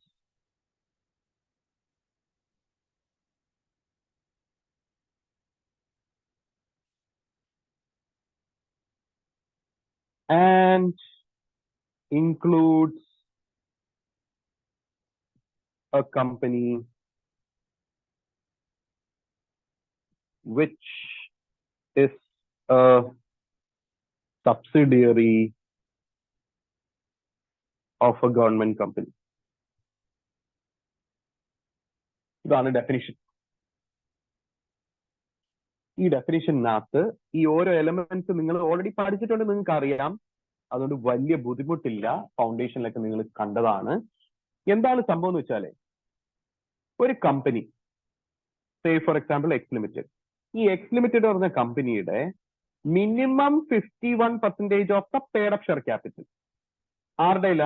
ഒന്നെങ്കിൽ central government ഇല്ല, അല്ലെങ്കിൽ ഏതെങ്കിലും ഒരു state government ഇല്ല, അല്ലെങ്കിൽ ഒന്നിൽ കൂടുതൽ state governments ഉണ്ട് അതിനകത്ത്. അവർ കൂട്ടി നോക്കുമ്പോൾ 51 ഉണ്ട്. ഫോർ എക്സാമ്പിൾ എക്സ് ലിമിറ്റഡ് എന്ന് പറയുന്ന ഈ ഒരു കമ്പനിയില് Kerala government 70% of the paid up share capital hold ചെയ്യുന്നുണ്ട്. ബാക്കി 30 ഹോൾഡ് ചെയ്യുന്നതും പബ്ലിക്കാണ്, അതായത് ഗവൺമെന്റ് അല്ലാത്ത ചില വ്യക്തികളാണ്. അങ്ങനെയാണെങ്കിൽ എക്സ് ലിമിറ്റഡ് ഓബിയസ്ലി എന്തായി മാറും? ഒരു ഗവൺമെന്റ് കമ്പനിയായി മാറും. കാര്യം ഒന്നെങ്കിൽ ഏതെങ്കിലും ഒരു സ്റ്റേറ്റ് ഗവൺമെന്റ്, അല്ലെങ്കിൽ സെൻട്രൽ ഗവൺമെന്റ്, അല്ലെങ്കിൽ ഒന്നിൽ കൂടുതൽ സ്റ്റേറ്റ് ഗവൺമെന്റ്സുകൾ ഒരുമിച്ച്, അല്ലെങ്കിൽ സെൻട്രൽ ഗവൺമെന്റും ഏതെങ്കിലും ഒരു സ്റ്റേറ്റ് ഗവൺമെന്റും, അല്ലെങ്കിൽ സെൻട്രൽ ഗവൺമെന്റും ഒന്നിൽ കൂടുതൽ സ്റ്റേറ്റ് ഗവൺമെന്റ്സും കൂടെ ഒരുമിച്ച് മിനിമം 51% പേർ ഓഫ് ഷെയർ ക്യാപിറ്റൽ ഹോൾഡ് ചെയ്താൽ മതി. ഇവിടെ 70 ഹോൾഡ് ചെയ്യുന്ന ഒറ്റയ്ക്ക് കേരള ഗവൺമെന്റ്, വേറെ ആരും ഇല്ല. ബാക്കി 30% ജനറൽ പബ്ലിക്കാ. എന്നാൽ ഉറപ്പായിട്ട് എക്സ് ലിമിറ്റഡ് എന്താ, ഒരു ഗവൺമെന്റ് കമ്പനിയാണ്. ഞാൻ പറയുന്നത് മനസ്സിലാവുന്നുണ്ടോ? യെസ്, വളരെ സിമ്പിൾ ആണ്, ഇതിനകത്ത് വലിയ കോംപ്ലിക്കേഷൻ ഒന്നുമില്ല. റിയൽ ലൈഫ് എക്സാമ്പിൾ പറയുകയാണെങ്കിൽ KCB ലിമിറ്റഡിലെ ഇതിന്റെ 50% ഹോൾഡ് ചെയ്യുന്നത് സെൻട്രൽ ഗവൺമെന്റും ബാക്കി 50 ഹോൾഡ് ചെയ്യുന്നത് കേരള സ്റ്റേറ്റ് ഗവൺമെന്റുമാണ്. അതുകൊണ്ട് ഇത് 100% ഗവൺമെന്റ് ഇല്ല, ഇത് ഉറപ്പായിട്ട് എന്ത് തന്നെയാ, ഗവൺമെന്റ് കമ്പനിയാണ്. മനസ്സിലായോ? എല്ലാവർക്കും പറഞ്ഞു കിട്ടിയോ? വേറൊരു കമ്പനി ഇസഡ് ലിമിറ്റഡ്. ഈ ഇസഡ് ലിമിറ്റഡിൽ 20% കേരള ഗവൺമെന്റും 30% മഹാരാഷ്ട്ര ഗവൺമെന്റും 10% സെൻട്രൽ ഗവൺമെന്റും ആണെന്ന് വിചാരിച്ചു. അങ്ങനെയാണെങ്കിൽ ഗവൺമെന്റ് എല്ലാവരും കൂടെ ചേർത്ത് എത്രയുണ്ട്? 60%. അപ്പം ഇതും എന്ത് കമ്പനിയായി മാറും? ഗവൺമെന്റ് കമ്പനിയായി മാറും. മനസ്സിലായോ? എല്ലാവർക്കും ആ കോൺസെപ്റ്റ് കിട്ടിയോ? പക്ഷെ എത്രയെങ്കിലും മിനിമം വേണം, മിനിമം 51% വേണം. അണ്ടർസ്റ്റുഡ്? 50 പോരാ, 51 വേണം, മിനിമം 51 വേണം. മനസ്സിലായോ? എല്ലാവർക്കും പറഞ്ഞു കിട്ടിയോ? യെസ്. അങ്ങനെയാണെങ്കിൽ വേറൊരു കോൺസെപ്റ്റും കൂടെ പറഞ്ഞുതരാം. നമുക്ക് ഉറപ്പായിട്ട് അറിയാലോ KCB ലിമിറ്റഡ് എന്താണെന്ന്. KCB ലിമിറ്റഡ് ഒരു ഗവൺമെന്റ് കമ്പനിയാ, ആണോ? KCB ലിമിറ്റഡിന് ഒരു സബ്സിഡറി ഉണ്ട്, A limited. Automatically government company. ഒന്നും നോക്കണ്ട. ഒരു ഗവൺമെന്റ് കമ്പനിയുടെ സബ്സിഡറി ഓട്ടോമാറ്റിക്കലി ഗവൺമെന്റ് കമ്പനി, വേറെ ഒന്നും നോക്കണ്ട. മനസ്സിലായോ? ഇത്രയുമാണ് ഇതിനകത്ത് വരുന്ന ഡെഫിനിഷൻ, ഗവൺമെന്റ് കമ്പനിയുടെ ഡെഫിനിഷൻ. ഇതിനകത്തൊരു കോംപ്ലിക്കേറ്റഡ് ആയിട്ടുള്ള ഒരു ചെറിയൊരു ഏരിയ ഉണ്ട്, അതെന്താന്ന് ഞാൻ പറഞ്ഞുതരാം, വെയിറ്റ് ചെയ്യും. അതെന്താ ഈ ഡെഫിനിഷൻ നോക്കിക്കേ. Government company means any company in which not less than 51, അപ്പൊ മിനിമം 51 എങ്കിലും of the paid up share capital is held by central government or by any state government or government, or partly by the central government and partly by one or more state government, and includes a company which is a subsidiary of a government company. Okay? അപ്പൊ എല്ലാവർക്കും അത് മനസ്സിലായല്ലോ? ഇവിടെ ഒരു explanation കൊടുത്തിട്ടുണ്ട്. ഈ explanation പിന്നീട് നമ്മൾ നോക്കുന്നതായിരിക്കും. നമുക്ക് എന്ത് ചെയ്യാം, ഈ എക്സാമ്പിൾ ഒന്ന് നോക്കാം. യെസ്, എന്താ പറയുന്നത്? X industries limited is A company in which 25% is central government, 25. 10% is held by government of Maharashtra, appo 35 ആയി. 15% is held by central government and government of Rajasthan. വീണ്ടും സെൻട്രൽ ഗവൺമെന്റ്. 35 plus 15, 50 ആണ്. 50 ആയതേ ഉള്ളൂ. 50 ആണെങ്കിൽ എന്തല്ല, government company അല്ല. Here, X Industries Limited is not a government company as there is no compliance of minimum holding of paid up share capital of at least 51. ഇവിടെ ഈ ഒരു എക്സാമ്പിൾ ചെറിയൊരു തെറ്റുണ്ട്, അവർ വീണ്ടും സെൻട്രൽ ഗവൺമെന്റ് എന്ന് പറഞ്ഞു. അത് പാർട്ട്ലി എന്ന് പറഞ്ഞതുകൊണ്ടായിരിക്കാം, എന്നാലും പക്ഷെ അങ്ങനെയല്ല അവർ ഉദ്ദേശിക്കുന്നത്. കുഴപ്പമില്ല. എല്ലാവർക്കും ഇതുവരെ പറഞ്ഞു മനസ്സിലായോ? ഈ എക്സാമ്പിൾ വളരെ സിമ്പിൾ ആണ്, അത് പ്രത്യേകിച്ചൊന്നുമില്ല. യെസ്, എല്ലാവർക്കും പറഞ്ഞു മനസ്സിലായോ? യെസ്, അത്രയേ ഉള്ളൂ. ഓക്കെ, ഗവൺമെന്റ് കമ്പനി വേറെ ചില 2-3 കാര്യങ്ങൾ കൂടെ ഉണ്ട്, അത് എത്തുമ്പോൾ ഞാൻ പറഞ്ഞുതരാം. ഗവൺമെന്റ് കമ്പനി വേറൊരു സ്ഥലത്തും കൂടെ ഉണ്ട്, അത് എത്തുമ്പോൾ ഞാൻ പറഞ്ഞുതരാം കേട്ടോ. അപ്പൊ ഈ ഡിഫറെന്റ് ടൈപ്സ് ഓഫ് കമ്പനീസിൽ ഒരെണ്ണം കംപ്ലീറ്റ് ആയി. ഏതാ അത്? ഗവൺമെന്റ് കമ്പനി ആണല്ലോ, ഗവൺമെന്റ് കമ്പനി കംപ്ലീറ്റ് ആയി. അങ്ങനെയാണെങ്കിൽ അടുത്തത് നമുക്ക് ഏത് നോക്കാം? നിധി കമ്പനി ഒന്ന് നോക്കാം.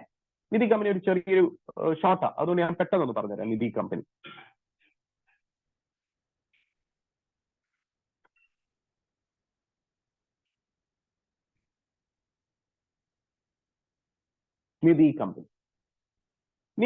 എന്താന്ന് വെച്ചാല് മെമ്പേഴ്സിന്, അതായത് നിധി കമ്പനിയുടെ മെമ്പേഴ്സിന്, നിധി കമ്പനി ഒരു ബാങ്ക് പോലെയാണ്, ഒരു ചിട്ടി കമ്പനി പോലെയാണ്. അതിന്റെ അർത്ഥം എന്താ? മെമ്പേഴ്സിന് വേണമെങ്കിൽ നിധി കമ്പനിയുടെ മെമ്പേഴ്സിന് നിധി കമ്പനിയിൽ എന്ത് ചെയ്യാന്ന് വെച്ചാൽ ഫണ്ടുകളൊക്കെ ഡെപ്പോസിറ്റ് ചെയ്യാം. അപ്പൊ അവർക്ക് എന്ത് കിട്ടും? ഇൻട്രസ്റ്റ് കിട്ടും. അവർക്ക് വേണമെങ്കിൽ ലോൺ എടുക്കാം. ലോൺ എടുക്കുമ്പോൾ അങ്ങോട്ട് ഇൻട്രസ്റ്റ് കൊടുക്കേണ്ടി വരും. അപ്പൊ മെമ്പേഴ്സിന് എന്ത് ഫെസിലിറ്റി തരുന്ന കമ്പനിയാണ് Nidhi company? Deposit and borrowing facility. അപ്പൊ നിങ്ങൾ ചോദിക്കും, സാറേ നിധി കമ്പനിയും ബാങ്കുമായിട്ട് അപ്പൊ എന്താ വ്യത്യാസം? നമുക്ക് ഒരു ബാങ്കിൽ നിന്ന് ലോൺ എടുക്കണമെങ്കിൽ ആ ബാങ്കിന്റെ മെമ്പർ ഒന്നും ആവേണ്ട ആവശ്യമില്ല. ഞാൻ SBI പോയി ലോൺ എടുക്കാൻ പോവാ, ഞാൻ SBIയുടെ മെമ്മോറാണ്ടത്തിൽ ഒന്നും ഇനി ഒപ്പിടേണ്ട ആവശ്യമില്ല. ഞാൻ SBIയുടെ ഷെയർ മേടിക്കേണ്ട ആവശ്യമില്ല. SBIയുടെ മെമ്പർ ആവേണ്ട ആവശ്യമില്ല. എനിക്ക് അങ്ങ് ലോൺ എടുക്കാം. എന്തുണ്ടെങ്കിൽ എന്റെ ക്രെഡിറ്റ് റേറ്റിംഗ് ഒക്കെ നല്ലതാണെങ്കിൽ എനിക്ക് ലോൺ കിട്ടാം. മനസ്സിലായോ? പക്ഷെ നിധി കമ്പനിയിൽ നിന്ന് നിങ്ങൾക്ക് ഡെപ്പോസിറ്റ് ഫെസിലിറ്റിയോ ലോൺ ഫെസിലിറ്റിയോ അവൈൽ ചെയ്യണമെങ്കിൽ നിങ്ങൾ ആ കമ്പനിയുടെ എന്തായിരിക്കണം? മെമ്പർ ആയിരിക്കണം.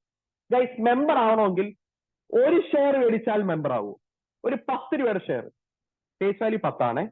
10 രൂപയുടെ ഒരു ഷെയർ മേടിച്ചു ഞാനൊരു നിധി കമ്പനിയിൽ. അങ്ങനെയാണെങ്കിൽ ആ നിധി കമ്പനിയുടെ മെമ്പർ ആണോ ഞാൻ? എന്റെ ചോദ്യം. ഒരു നിധി കമ്പനിയുടെ 10 രൂപയുടെ ഒരു ഷെയർ മേടിച്ചു, ഞാൻ ആ കമ്പനിയുടെ മെമ്പർ ആണോ അല്ലയോ? യെസ് ആണ്. ഒരു ഷെയർ മേടിച്ചാലും മെമ്പർ ആവും. കാര്യം ഷെയർ മേടിക്കുമ്പോൾ നമ്മൾ എന്ത് കൊടുക്കും? കൺസെന്റ് കൊടുക്കും മെമ്പർ ആവാൻ. ഓർക്കുന്നുണ്ടല്ലോ, മെമ്പറിന്റെ ഡെഫിനിഷൻ ഞാൻ പറഞ്ഞു തന്നോ?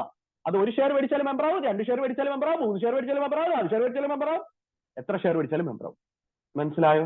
അപ്പൊ നാളെ ഞാനൊരു നിധി കമ്പനിയുടെ നിന്ന് പൈസ ബോറോ ചെയ്യാൻ പോവുകയാണെങ്കിലേ ഞാൻ ആദ്യം അവരുടെ എന്താവണം? മെമ്പർ ആവണം. അപ്പൊ അവർ എനിക്ക് എന്ത് തരും?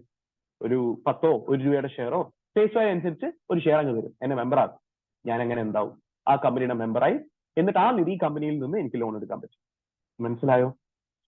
ഒരു സാധാ ബാങ്കിൽ നിന്ന് കുറച്ച് ബെനിഫിറ്റുകളുണ്ട്. എന്ന് വെച്ചാൽ പെട്ടെന്ന് ലോൺ കിട്ടും, അങ്ങനെ ചില ബെനിഫിറ്റുകളുണ്ട്. അതുകൊണ്ടാണ് ആൾക്കാർ നിധി കമ്പനിയിൽ പോയി ലോൺ എടുക്കുന്നത്. മനസ്സിലായോ? ഇനി നിങ്ങൾ യാത്ര ചെയ്യുമ്പോൾ ബോർഡ് നോക്കണം കേട്ടോ. ചുറ്റുമുള്ള ബോർഡ് നോക്കണം. യെസ്, നിധി കമ്പനി ആണെങ്കിൽ ഫോർ എക്സാമ്പിൾ എക്സ് എന്ന് പറയുന്ന ഒരു നിധി കമ്പനിയാണ്. അവരുടെ പേര് ഇങ്ങനെ വരും, എക്സ് നിധി ലിമിറ്റഡ്, ഇങ്ങനെ വരും പേര്. അപ്പൊ നിധി എന്നുള്ള വാക്ക് ആ കമ്പനിയുടെ പേരിന്റെ കൂടെ ഉപയോഗിക്കും. മനസ്സിലായോ? എല്ലാവർക്കും നിധി കമ്പനി എന്താന്ന് പിടികിട്ടിയോ? നിധി കമ്പനി എന്താ? മെമ്പേഴ്സിന് ഡെപ്പോസിറ്റും ബോറോയിങ് ഫെസിലിറ്റി നൽകുന്ന കമ്പനിയാണ് നിധി കമ്പനി. എല്ലാവർക്കും പറഞ്ഞത് പിടികിട്ടിയല്ലോ? Yes yes. അങ്ങനെയാണെങ്കിൽ ഞാൻ IFSC കമ്പനി പറയട്ടെ. സെക്ഷൻ കമ്പനി വേണമെങ്കിൽ ലാസ്റ്റ് എടുക്കാം. ഇല്ലേ, അടുത്ത ഹെഡിങ് എഴുതിക്കോ, IFSC കമ്പനി. ചോദ്യമാണ്, എന്താണ് ഈ IFSC? IFSC എന്ന് പറഞ്ഞാൽ ഇന്റർനാഷണൽ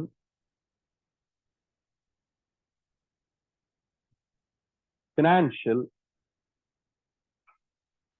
സർവീസ് സെന്റർ. സെന്ററിന്റെ സ്പെല്ലിംഗ് RE ആണ്, ER അല്ല. സർക്കിളിന്റെ സെന്റർ ആണെങ്കിൽ ER, ബാക്കിയെല്ലാം RE. ഓക്കെ, എഴുതിയോ? എഴുതിയെങ്കിൽ ഞാൻ പറയുന്നത് ശ്രദ്ധിച്ചിരിക്കണേ.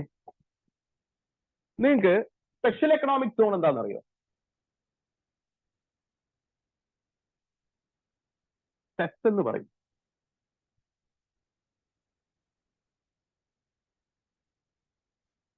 ആർക്കെങ്കിലും കേരളയിലുള്ള ഏതെങ്കിലും ഒരു സെസ് പറയാൻ പറ്റും?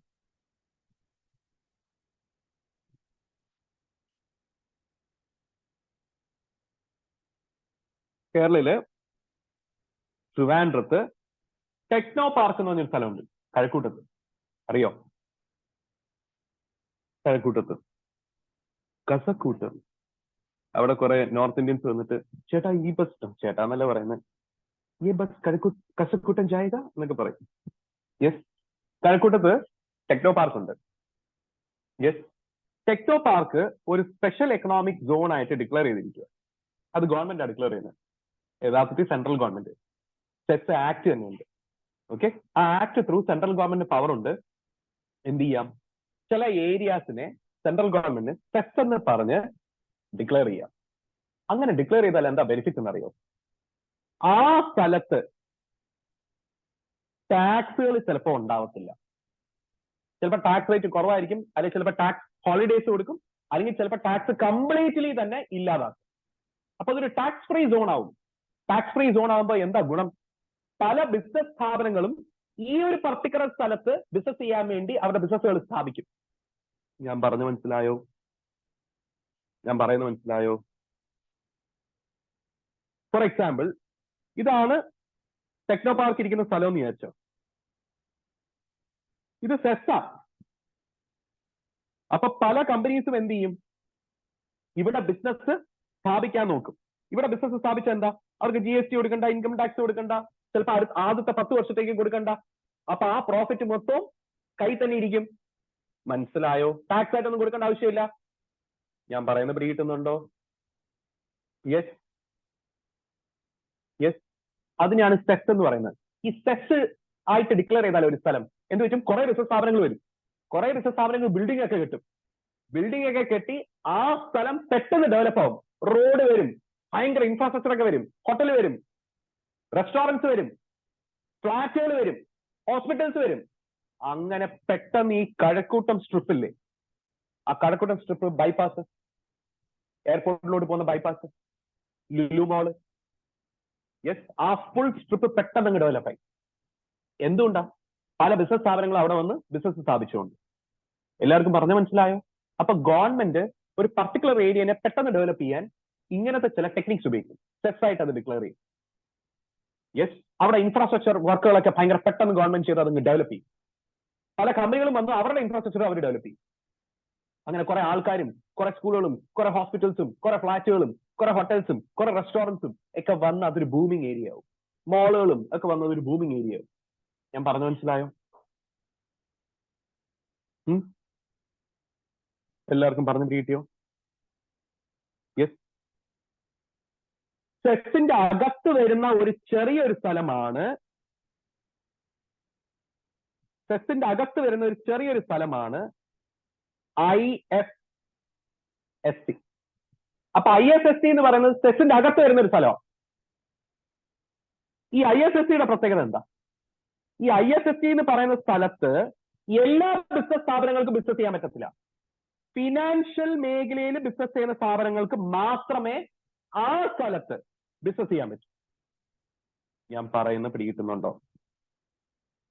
അപ്പോ സെസിനകത്ത് ആർക്ക് വേണമെങ്കിലും ബിസിനസ് സ്ഥാപിക്കാൻ പറ്റും. പക്ഷെ IFSC എന്ന് പറയുന്ന സ്ഥലത്ത് ആർക്ക് മാത്രമേ സ്ഥാപിക്കാൻ പറ്റൂ? ഫിനാൻഷ്യൽ മേഖലയിൽ ബിസിനസ് ചെയ്യുന്ന സ്ഥാപനങ്ങൾക്ക് മാത്രമേ ബിസിനസ് സ്ഥാപിക്കാൻ പറ്റൂ. ഫിനാൻഷ്യൽ മേഖല എന്ന് പറഞ്ഞാൽ എന്തൊക്കെയാ? ബാങ്കിങ് ബിസിനസ് ആകാം, ഇൻഷുറൻസ് ആകാം, നോൺ ബാങ്കിങ് ഫിനാൻഷ്യൽ സർവീസസ് ആകാം, ഇൻവെസ്റ്റ്മെന്റ് ബാങ്കിങ് ആകാം. ഇതൊക്കെ ഫിനാൻഷ്യൽ സർവീസസ് ആണ്.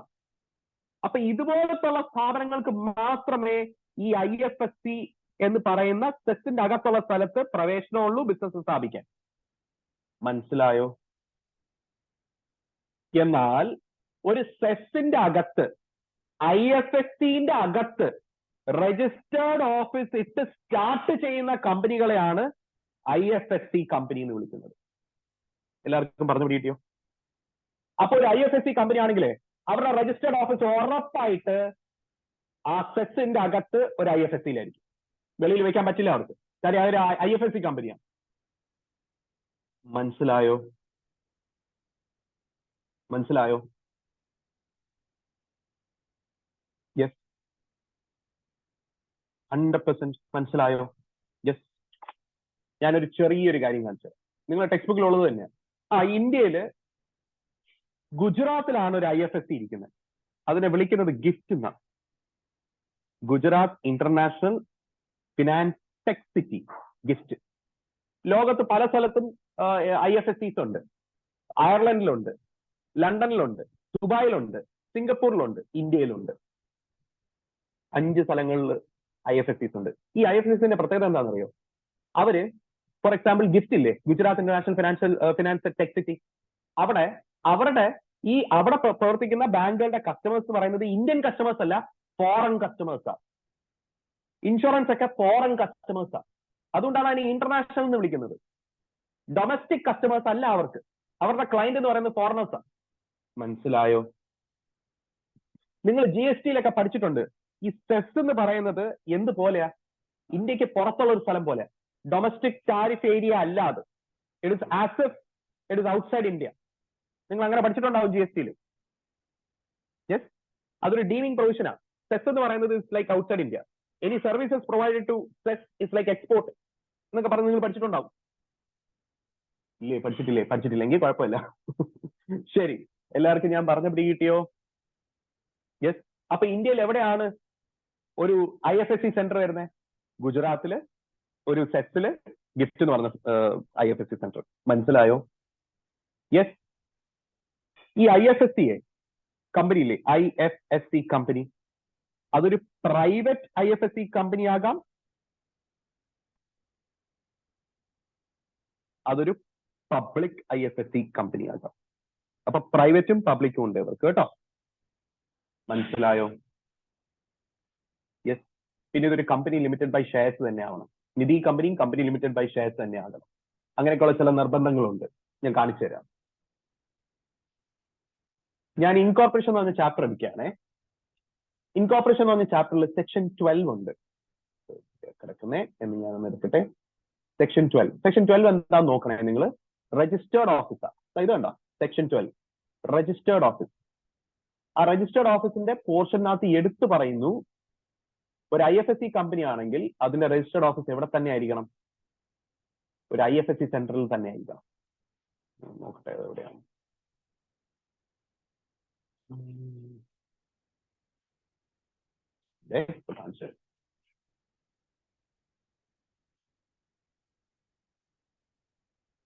ഓക്കെ സാറേ.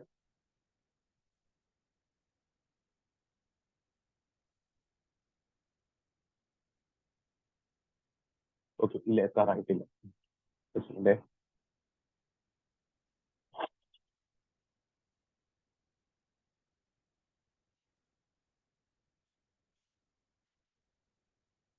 ഇത് മിക്സപ്പ് ആയി കിടക്കിയ സെക്ഷൻസ്.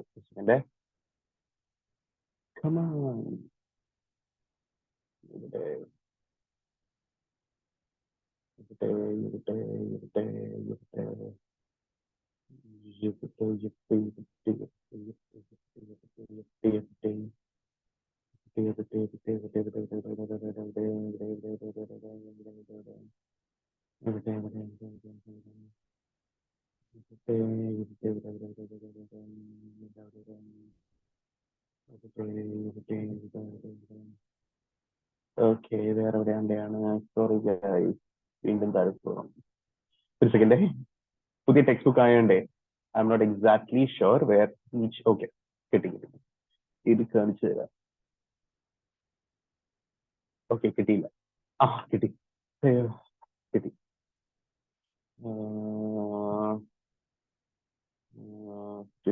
ഓക്കെ, ഇത് കണ്ട specified IFSC public company and private company shall state its objects എന്നൊക്കെ പറഞ്ഞ് കിടക്കുന്നുണ്ടോ?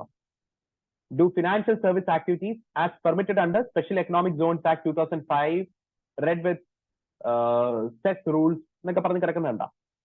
യെസ്. ഇന്ത്യയിൽ എവിടെയാ അത്? ഗിഫ്റ്റ് എന്ന് പറഞ്ഞ IFSC ആണ്. അതിനെ പറ്റിയും കൂടെ ഡീറ്റെയിൽ ആയിട്ട് പറയുന്ന ഒരു സ്ഥലം ഉണ്ടായിരുന്നു പഴയ ടെക്സ്റ്റ് ബുക്കിലെ. പുതിയ ടെക്സ്റ്റ് ബുക്കിലും അത് ഉണ്ടാവണമെന്നാണ് എന്റെ വിശ്വാസം.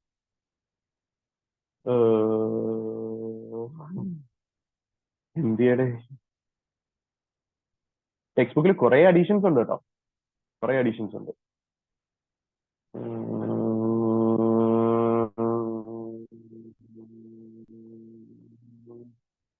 എടാ സെർച്ച് ചെയ്യാൻ പറ്റത്തില്ലടാ, ഇത് ഞാൻ PDF മറ്റേ ഇമേജ് ആയിട്ടാണ് ഷെയർ ചെയ്തിരിക്കുന്നത്, ഐ മീൻ ഡൗൺലോഡ് ചെയ്തിരിക്കുന്നത്. ചേഞ്ച് ഇൻ രജിസ്റ്റേർഡ് ഓഫീസ് ഇപ്പൊ കിട്ടും. രജിസ്റ്റേർഡ് ഓഫീസ് എത്തി.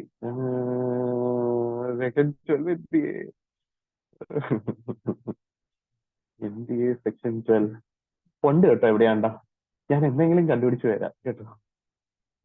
സെക്ഷൻ 12. ഓക്കെ, നിങ്ങൾ ഞാൻ പറയുന്ന തൽക്കാലം വിശ്വസിച്ചാൽ മതി കേട്ടാ. ഇങ്ങനെയൊക്കെ കാര്യങ്ങളുണ്ട് കേട്ടാ. ശരി, എല്ലാവർക്കും പറഞ്ഞു മനസ്സിലായോ? ഗിഫ്റ്റ്, യെസ്, അത് ഞാൻ ബ്രേക്ക് കഴിഞ്ഞിട്ട് കാണിച്ചു തരാം കേട്ടോ. ഓക്കെ, അപ്പൊ എല്ലാവർക്കും IFSC പ്രൈവറ്റ് കമ്പനിയും പബ്ലിക് കമ്പനിയും എന്താണെന്ന് പിടികിട്ടിയല്ലോ? യെസ്, മനസ്സിലായോ? യെസ്, മനസ്സിലായോ? അങ്ങനെയാണെങ്കിൽ ഏതൊക്കെ കവർ ചെയ്തു നമ്മള്? ഗവൺമെന്റ് കമ്പനി കവർ ചെയ്തു. യെസ്, നിധി കമ്പനി കവർ ചെയ്തു, IFSC കമ്പനി കവർ ചെയ്തു. നമുക്കിനി വേണമെങ്കിൽ ഫോറിൻ കമ്പനി ഒന്ന് പെട്ടെന്ന് കവർ ചെയ്യാം. ഫോറിൻ കമ്പനിയുടെ ഡെഫിനിഷൻ യഥാർത്ഥത്തിൽ പുതിയ ചാപ്റ്ററിൽ ഡീറ്റെയിൽഡ് ആയിട്ട് കൊടുത്തിട്ടുണ്ട്. ആ ഡെഫിനിഷൻ ഞാൻ ചെറുതായിട്ടൊന്ന് പറഞ്ഞുതരാം. ഡീറ്റെയിൽഡ് ആയിട്ട് നമുക്ക് ആ ചാപ്റ്റർ എത്തുമ്പോൾ റൂൾസ് സഹിതം പഠിക്കാവുന്നതാണ്.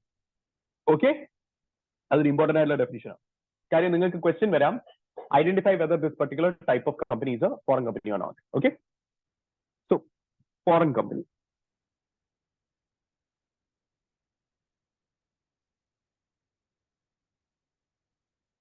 സെക്ഷൻ 2(42) ആണേ. ഇതിനകത്ത് റൂൾസും ഉണ്ട്. തൽക്കാലം റൂൾസ് ഞാൻ പറയുന്നില്ല, ജസ്റ്റ് സെക്ഷനിൽ പറയുന്ന ചില കാര്യങ്ങൾ മാത്രം.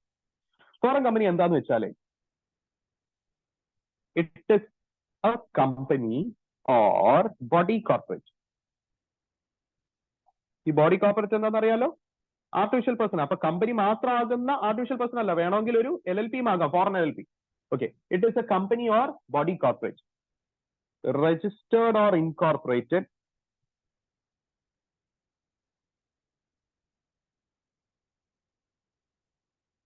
outside India,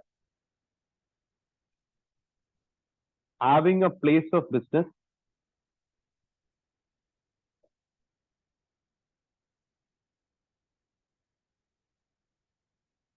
in India, either by itself or through an agent.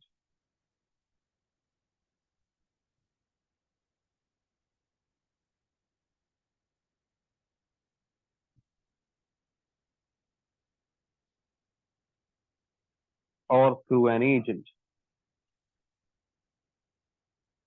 physically or in electronic mode.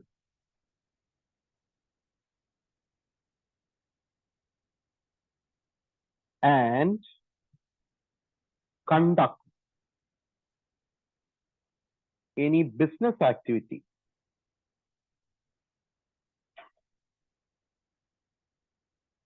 in India. ഇതും ഫൈനലിലുള്ള പോർഷൻ ആണ്. ഞാനിത് ഫൈനലിലാണ് പഠിച്ചിട്ടുള്ളത്, ഫോറിൻ കമ്പനി ഡീറ്റെയിൽഡ് ആയിട്ട്. അത് നിങ്ങൾക്ക് ഇനി ഇന്റർവ്യൂ പഠിക്കണം. ഓക്കെ, അപ്പൊ എന്താണ് ഫോറിൻ കമ്പനി? ഞാനേ ഒരു എക്സാമ്പിൾ പറഞ്ഞുതരാം. ഞാനൊരു ഫോറിൻ കമ്പനിയിൽ വർക്ക് ചെയ്തിരുന്നു, ടെക്നോ പാർക്കിൽ. അലയൻസ് എന്ന് പറയും, അലിയാൻസ് എന്നാണ് യഥാർത്ഥത്തിൽ pronunciation, German company. Alliance SC എന്നാണ് ഈ കമ്പനിയുടെ പേര്. SC എന്ന് പറഞ്ഞാൽ നമ്മൾ ഈ പ്രൈവറ്റ് കമ്പനി, പബ്ലിക് കമ്പനി എന്ന് പറയുന്ന ആ ഒരു വാല് പറയത്തില്ലേ, ജർമ്മനിയിൽ ഈ വാല ഉപയോഗിക്കുന്നത്, AGSE എന്നൊക്കെയുള്ള വാല ഉപയോഗിക്കുന്നത്. ഓക്കെ, അപ്പം അലിയാൻസ് SC എന്ന് പറഞ്ഞൊരു കമ്പനി രജിസ്ട്രേഷൻ കിട്ടിയ കമ്പനിയാണ്. എവിടെ? ജർമ്മനിയില് ജർമ്മൻ കമ്പനീസ് ആക്ട് പ്രകാരം രജിസ്ട്രേഷൻ കിട്ടിയ കമ്പനിയാണ്. മനസ്സിലായോ? ഈ കമ്പനിക്ക് ഇന്ത്യയിൽ ഒരു ബ്രാഞ്ച് ഉണ്ട്. ഇന്ത്യയില്, കേരളയില്, ട്രിവാൻഡ്രത്തിൽ, കഴക്കൂട്ടത്തിൽ, ടെക്നോ പാർക്കിൽ ഒരു ബ്രാഞ്ച് ഉണ്ട്. യെസ്, ആ ബ്രാഞ്ചിൽ ഞാൻ വർക്ക് ചെയ്യുന്നുണ്ടായിരുന്നു ഒരു 2.5 മാസം. ഓക്കെ, അവിടെ ഒരു ബ്രാഞ്ച് ഉണ്ട്. യെസ്, ആ ബ്രാഞ്ചിനെ ഞാൻ ചൂണ്ടിക്കാണിച്ചാൽ ആ ബ്രാഞ്ചിനെ നിങ്ങൾ എന്തെന്ന് പറയണം? ഫോറിൻ കമ്പനി എന്ന് പറയണം. അത് എന്തുകൊണ്ടാണ് നിങ്ങൾ അങ്ങനെ പറയുന്നത്? കാര്യം യഥാർത്ഥത്തിൽ ഈ കമ്പനിയുടെ ഇൻകോർപ്പറേഷൻ കിട്ടിയിരിക്കുന്നത് ഇന്ത്യക്ക് പുറത്തുള്ള വേറെ ഏതോ രാജ്യത്താ, ഔട്ട്സൈഡ് ഇന്ത്യ. അണ്ടർസ്റ്റുഡ്? പക്ഷെ അത് ഇന്ത്യയിൽ ബിസിനസ് ചെയ്യുന്നുണ്ട്. ഇന്ത്യയിൽ അതിനൊരു ഫിസിക്കൽ ബിൽഡിംഗ് ഉണ്ട്.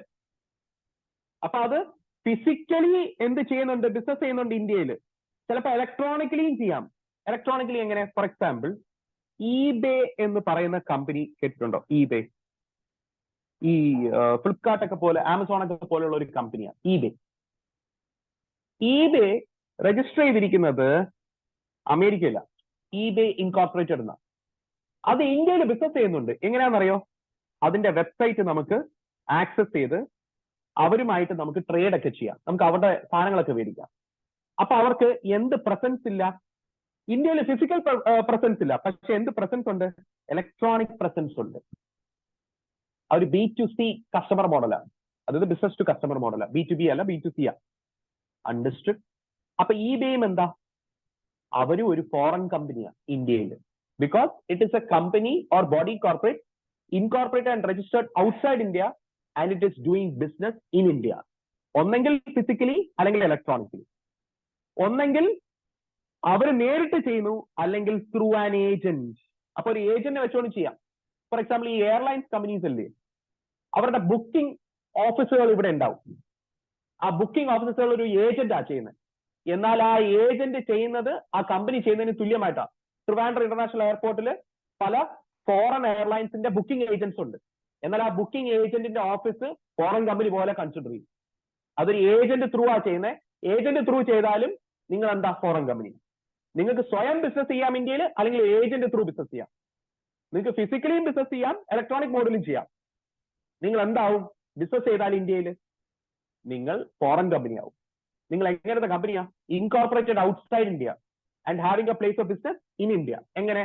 ഒന്നെങ്കിൽ നിങ്ങൾ തന്നെ നേരിട്ട് ചെയ്യുന്നു, അല്ലെങ്കിൽ ഒരു ഏജന്റിനെ വെച്ച് ചെയ്യുന്നു. നിങ്ങൾ ചിലപ്പോൾ ഫിസിക്കലി ചെയ്യുകയായിരിക്കാം, ബിൽഡിംഗ് ഒക്കെ വെച്ചിട്ട്, ചിലപ്പോൾ ഇലക്ട്രോണിക്കലി ചെയ്യുകയാണ് ആയിരിക്കാം. എന്തായാലും നിങ്ങളൊരു ഫോറിൻ കമ്പനിയാണ്. കാര്യം നിങ്ങളെ രജിസ്ട്രേഷൻ കിട്ടിയത് ഇന്ത്യക്ക് പുറത്താണ്, വേറൊരു കമ്പനീസ് ആക്ട് വെച്ചുകൊണ്ടാണ്. പക്ഷെ നിങ്ങൾ ഇന്ത്യയിൽ ബിസിനസ് ചെയ്യുന്നു. മനസ്സിലായോ? മനസ്സിലായോ? യെസ്. അപ്പൊ നിങ്ങൾ ചോദിക്കും, സാർ ആമസോൺ ഒരു ഫോറിൻ കമ്പനിയാണോ? ആമസോൺ രണ്ട് രീതി ചെയ്യുന്നു. എങ്ങനെയാണെന്നറിയോ? Amazon INC, American company. ഈ അമേരിക്കൻ കമ്പനിക്ക് ഇന്ത്യയിൽ ഒരു സബ്സിഡറി ഉണ്ട്. ആമസോൺ ഇന്ത്യ പ്രൈവറ്റ് ലിമിറ്റഡ് ആണെന്നാണ് അതിന്റെ പേര്. ഓക്കെ. അപ്പോ ആമസോൺ ഇന്ത്യയിൽ വന്നിട്ട് ഒരു കമ്പനി തന്നെ അങ്ങ് സ്റ്റാർട്ട് ചെയ്തു. അതിന്റെ പേരെന്താ? Amazon India private limited. എന്നിട്ട് ആ കമ്പനിയാണ് ഇന്ത്യയിൽ ബിസിനസ് ചെയ്യുന്നത്. പക്ഷെ ആ Amazon India private limited Indian companies act പ്രകാരം രജിസ്ട്രേഷൻ കിട്ടിയ കമ്പനിയാണ്. അപ്പൊ അത് ഉറപ്പായിട്ട് ഇന്ത്യൻ കമ്പനി, അത് ഫോറിൻ കമ്പനി അല്ല. മനസ്സിലായോ? അപ്പൊ ആമസോൺ ഇങ്ക് എന്ന് പറയുന്ന ഹോൾഡിംഗ് കമ്പനിക്ക് ഒരു ഇന്ത്യൻ സബ്സിഡറി ഉണ്ട്. പറയുന്നത് പിടികിട്ടുന്നുണ്ടോ? ആ ഇന്ത്യൻ സബ്സിഡറിയുടെ പേരെന്താ? Amazon India private limited. അപ്പൊ ഇന്ത്യയിൽ അവരെങ്ങനെയാ ബിസിനസ് ചെയ്യുന്നത്? ഒരു സബ്സിഡറി വെച്ചിട്ടാണ് ബിസിനസ് ചെയ്യുന്നത്. ആ സബ്സിഡറിന്റെ രജിസ്ട്രേഷൻ ഏത് രാജ്യത്തിലാ നടത്തിയത്? ഇന്ത്യയിലാ. അപ്പൊ അത് ഫോറിൻ കമ്പനി അല്ല, അത് ഇന്ത്യൻ കമ്പനിയാണ്. ഏത്? Amazon India private limited. എന്നാൽ ആമസോൺ ഇങ്കില്ലേ ഹോൾഡിംഗ് കമ്പനി, അവരും ബിസിനസ് ചെയ്യുന്നുണ്ട് ഇന്ത്യയിൽ വെബ്സൈറ്റ് ത്രൂ. അവരെന്താ അപ്പോ? അവർ ഫോറിൻ കമ്പനിയാവും. മനസ്സിലായോ? അപ്പൊ അവർക്കൊരു ഇന്ത്യൻ സബ്സിഡറി ഉണ്ട്, പ്ലസ് അവര് ഇന്ത്യയിൽ വെബ്സൈറ്റ് ത്രൂ ചെയ്യുന്നുണ്ട്, അതുകൊണ്ട് അവർ ഫോറിൻ കമ്പനിയാവും. മനസ്സിലായോ? പക്ഷേ ഈ ആമസോൺ ഇന്ത്യ പ്രൈവറ്റ് ലിമിറ്റഡ് ഒരു ഫോറിൻ കമ്പനി അല്ല, അത് ഇന്ത്യൻ കമ്പനിയാണ്. കാര്യം ഏത് രാജ്യത്തിലെ കമ്പനീസ് ആക്ട് പ്രകാരം രജിസ്റ്റർ ചെയ്ത? Indian companies act. മനസ്സിലായോ? മനസ്സിലായോ?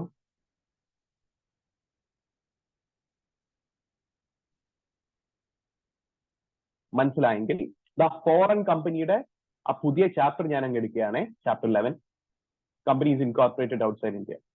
ഓക്കെ. അവിടെ ഫോറിൻ കമ്പനിയുടെ ഡെഫിനിഷൻ കൊടുത്തിട്ടുണ്ട്. കാണോ? Foreign company. Foreign company means any company or body corporate incorporated outside India, which has a place of business in India, whether by itself or through an agent, physically or through electronic mode, and conducts any business activity in India in any other manner. ഇനി അങ്ങോട്ട് full electronic mode എന്താണ്, rules ഒക്കെയാണ്. കുറച്ച് കാര്യങ്ങളുണ്ട് ഇതിനകത്ത്. അത് ആ rules എത്തുമ്പോൾ ഞാൻ പറഞ്ഞുതരാം. ഓക്കെ. ഈ ചാപ്റ്റർ എത്തുമ്പോൾ ഞാൻ ഡീറ്റെയിൽ ആയിട്ട് പറഞ്ഞുതരാം. ഓക്കെ. ഒരു ചെറിയൊരു കാര്യം കൂടെ ഞാൻ പറയട്ടെ.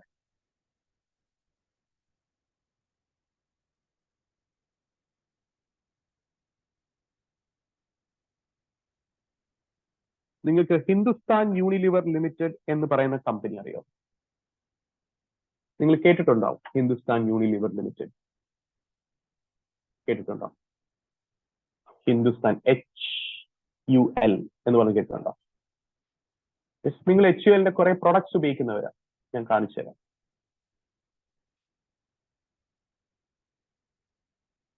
HULന്റെ ഏതൊക്കെ പ്രൊഡക്ട്സ് നിങ്ങൾ യൂസ് ചെയ്യുന്നുണ്ടെന്ന് നമുക്ക് നോക്കാം. യെസ്.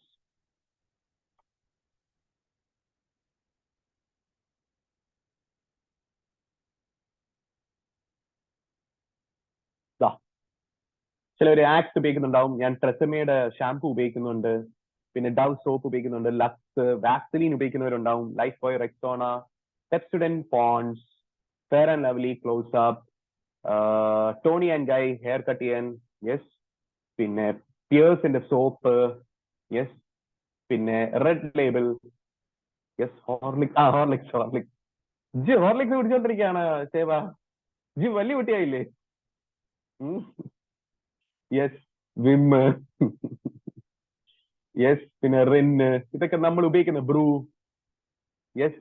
ഡോമെക്സ് നല്ലതാ, ഡോമെക്സ് ഉപയോഗിക്കണം. യെസ്. ഇങ്ങനത്തെ ലിപ്റ്റൻ, യെസ്. നമുക്ക് അറിയുന്ന കുറെ ബ്രാൻഡുകൾ. Cornetto, quality walls, Cornetto, yes. ബ്രിൽ cream. എന്റെ അച്ഛൻ കുറെ ബ്രിൽ ക്രീം ഉപയോഗിക്കുമായിരുന്നു പണ്ട്. പിന്നെ യാ, ഇങ്ങനത്തെ കുറെ പ്രൊഡക്ട്സ് നമ്മൾ യൂസ്. ബൂസ്റ്റ്. കിസാനോ? കിസാന്റെ ഒക്കെ മറ്റേ ജാം ഒക്കെ അല്ലയോ? യെസ്. അങ്ങനെയാണെങ്കിലേ നിങ്ങൾ ഒരു കാര്യം മനസ്സിലാക്കണം. ഹിന്ദുസ്ഥാൻ യൂണിലിവർ ലിമിറ്റഡ് എന്ന് പറയുന്ന കമ്പനി ഇല്ലേ, ഇതൊരു സബ്സിഡറി കമ്പനിയാണ്. ഇതിന്റെ ഹോൾഡിംഗ് കമ്പനി ആരാന്ന് വെച്ചാൽ യൂണിലിവർ PLC എന്ന് പറയുന്ന ബ്രിട്ടീഷ് കമ്പനി. യൂണിലിവർ PLC എന്ന് പറയുന്ന ബ്രിട്ടീഷ് കമ്പനിയാണ് ഇതിന്റെ ഹോൾഡിംഗ് കമ്പനി. അതിന്റെ അർത്ഥം എന്താ? ഇവർ ഇന്ത്യയിൽ ബിസിനസ് ചെയ്യുന്നത് ഒരു ഇന്ത്യൻ സബ്സിഡറി വെച്ചുകൊണ്ടാണ്. ഞാൻ പറഞ്ഞ PTO, യെസ്. അത് വിക്കിപീഡിയ പേജ് കാണിക്കുമ്പോൾ നിങ്ങൾക്ക് അത് മനസ്സിലാവും ക്ലിയർ ആയിട്ട്. നോക്കിക്കോണേ. Hindustan Unilever Limited is a British-owned Indian final good company, FMCG product. It is a subsidiary of the British company Unilever. കണ്ടോ? ഞാൻ യൂണിലിവറിലോട്ട് ക്ലിക്ക് ചെയ്ത് കയറുമ്പോഴേ കണ്ടോ, Unilever PLC is a British multinational fast-moving consumer goods company founded on September. കണ്ടോ? അപ്പൊ ഇതൊരു Indian subsidiary form ചെയ്തിട്ടാണ് അവര് business ചെയ്യുന്നത്. ഷെയറിൽ ഇൻവെസ്റ്റ് ഇപ്പൊ ചെയ്യുന്നില്ല, ലിക്വിഡേറ്റ് ചെയ്തു, പൈസ കയറി. ശരി, എല്ലാവർക്കും മനസ്സിലായോ? HUL എന്തും കൂടെയാണെന്ന് അറിയോ? HUL ഒരു പബ്ലിക് കമ്പനിയാ, പ്ലസ് അത് ലിസ്റ്റഡ് കമ്പനിയാ. അതെങ്ങനെയാണെന്ന് അറിയോ? നമുക്ക് ലിസ്റ്റഡ് കമ്പനി ആണോ അല്ലയോ എന്ന് അറിയാൻ പറ്റുന്നത് കണ്ടോ, ട്രേഡഡ് ആസ് എന്ന് പറഞ്ഞ് കൊടുത്തിരിക്കുന്നത് കണ്ടോ. സി,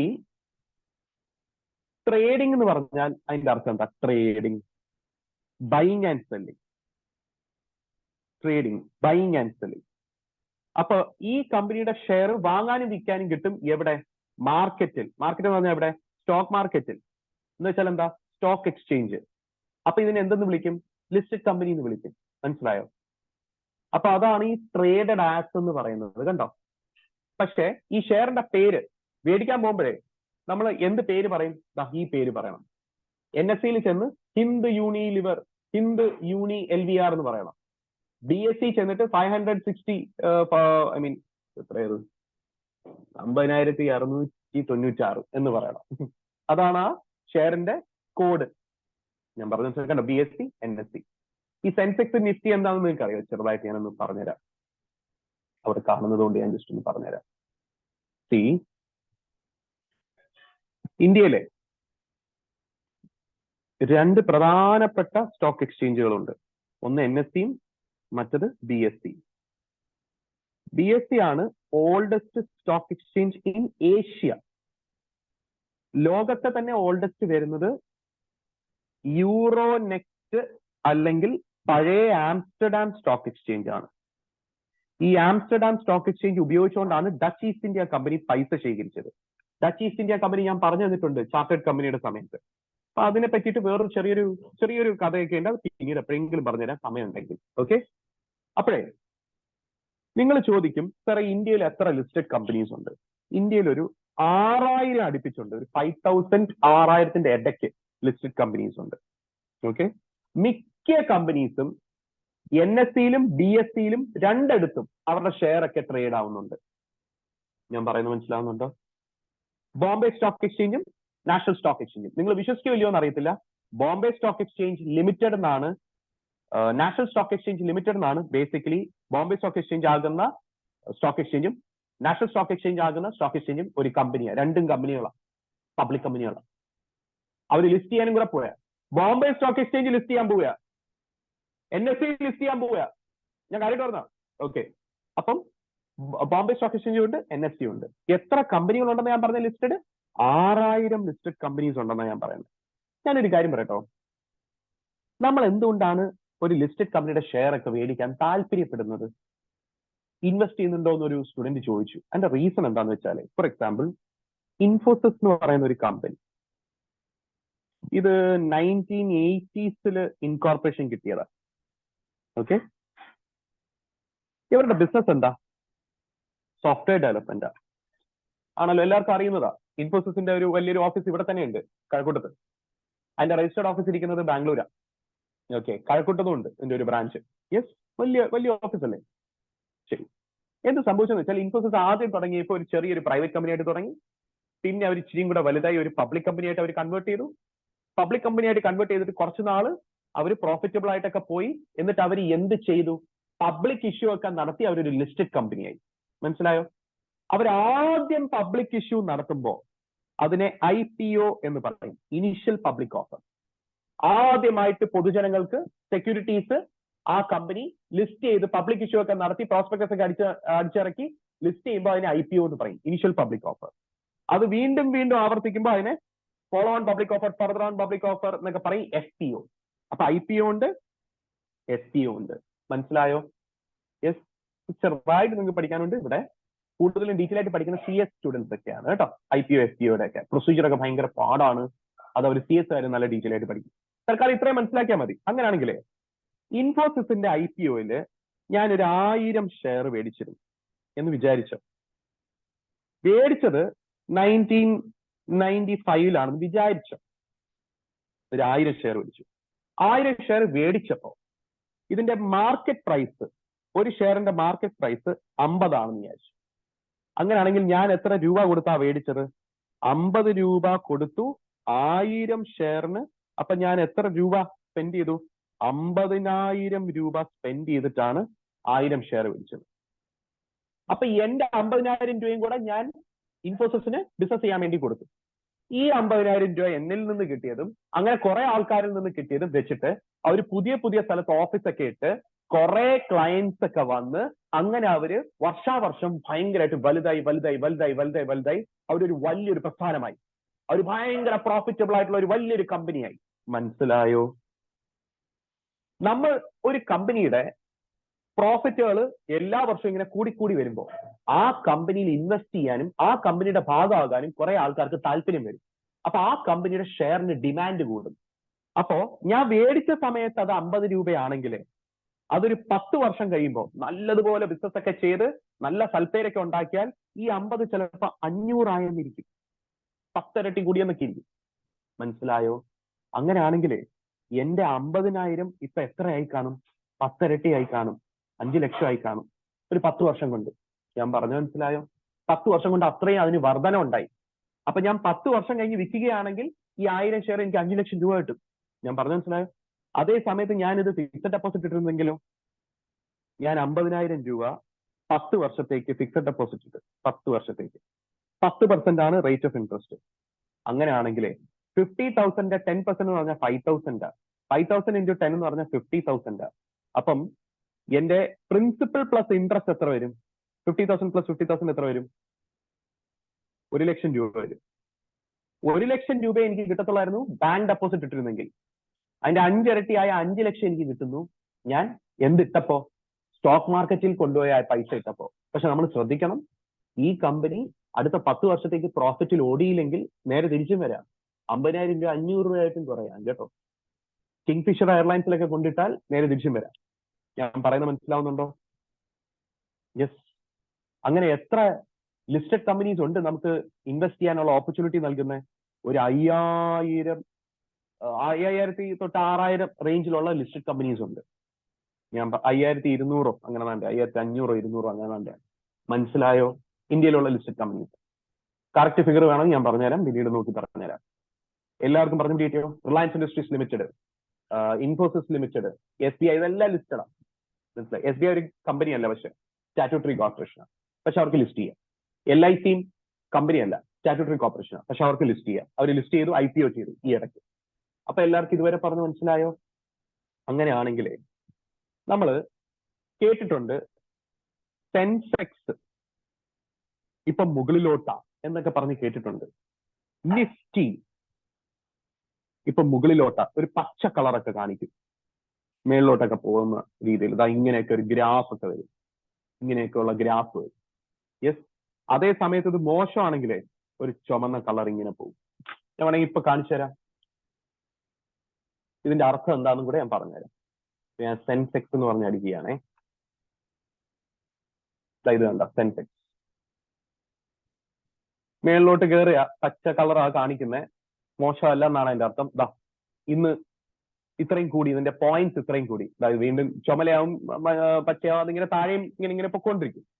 ഇതെന്താണ് ഈ ഒരു ഗ്രാഫിൽ ഉദ്ദേശിക്കുന്നത്? എന്താണ് ഈ സെൻസെക്സ്? ഓക്കെ, സെൻസെക്സ് എന്ന് പറയുന്നത് ബോംബെ, ഈ കളർ വേണ്ട, സെൻസെക്സ് എന്ന് പറയുന്നത് ബോംബെ സ്റ്റോക്ക് എക്സ്ചേഞ്ചിന്റെ ഇൻഡെക്സ് ആണ്. നിങ്ങൾ ഇൻഡെക്സ് നമ്പേഴ്സ് എന്നൊക്കെ പറഞ്ഞ് കുറച്ചൊക്കെ പഠിച്ചിട്ടുണ്ട് അല്ലേ? ഇൻഡെക്സ് ആണ്. ഇൻഡെക്സ് പറഞ്ഞാൽ എന്താണ്? ഞാൻ പറഞ്ഞു ബോംബെ സ്റ്റോക്ക് എക്സ്ചേഞ്ചിൽ ഒരു 5000 കമ്പനീസോളം ഉണ്ട്. എന്നാൽ ഈ 5000 കമ്പനീസിന്റെ പെർഫോമൻസ് എങ്ങനെയുണ്ട്, എല്ലാവരും നല്ല രീതിയിൽ പെർഫോം ചെയ്യുന്നുണ്ടോ ഇല്ലയോ എന്ന് അറിയണമെങ്കിൽ ജസ്റ്റ് ഇൻഡെക്സ് ആയ സെൻസെക്സ് എടുത്ത് നോക്കിയാൽ മതി. സെൻസെക്സ് മേലോട്ടാണെങ്കിൽ നമുക്കൊരു ഊഹം വെക്കാം ഈ 5000 കമ്പനീസിന്റെ പ്രവർത്തനമൊക്കെ നല്ലതുപോലെ മേലോട്ട് പോകുന്നുണ്ടെന്ന്. ഇതൊരു സാമ്പിൾ പോലെയാ. ഈ സെൻസെക്സ് എന്ന് പറയുന്ന സാമ്പിൾ ആണ്. എന്ത് പോപ്പുലേഷന്റെ? ഈ 5000 പോപ്പുലേഷന്റെ. സെൻസെക്സ് എന്ന് പറഞ്ഞാൽ 30 കമ്പനികളുടെ സാമ്പിളാണ്. സെൻസിറ്റീവ് ഇൻഡെക്സ് എന്നാണ് അതിന്റെ പേര്. 30 കമ്പനികളാണ്. അപ്പം ഈ 5000 കമ്പനികളെ റെപ്രസെന്റ് ചെയ്യുന്നത് 30 കമ്പനികളാണ് സെൻസെക്സിൽ. എങ്ങനെയെന്ന് വെച്ചാല് ഇന്ത്യയിൽ ബിസിനസ് ചെയ്യുന്നത് പല മേഖലകളില്ല. For example telecommunication, pharmaceutical, banking, software technology, ഇങ്ങനെ പല മേഖലകളുണ്ട്. മോട്ടോർ വെഹിക്കിൾസ് മാനുഫാക്ചറിങ്, ഇങ്ങനെ പല മേഖലകളുണ്ട്. സെൻസെക്സിൽ 30 കമ്പനീസ് ഉണ്ടെന്നല്ലേ പറയുന്നത്.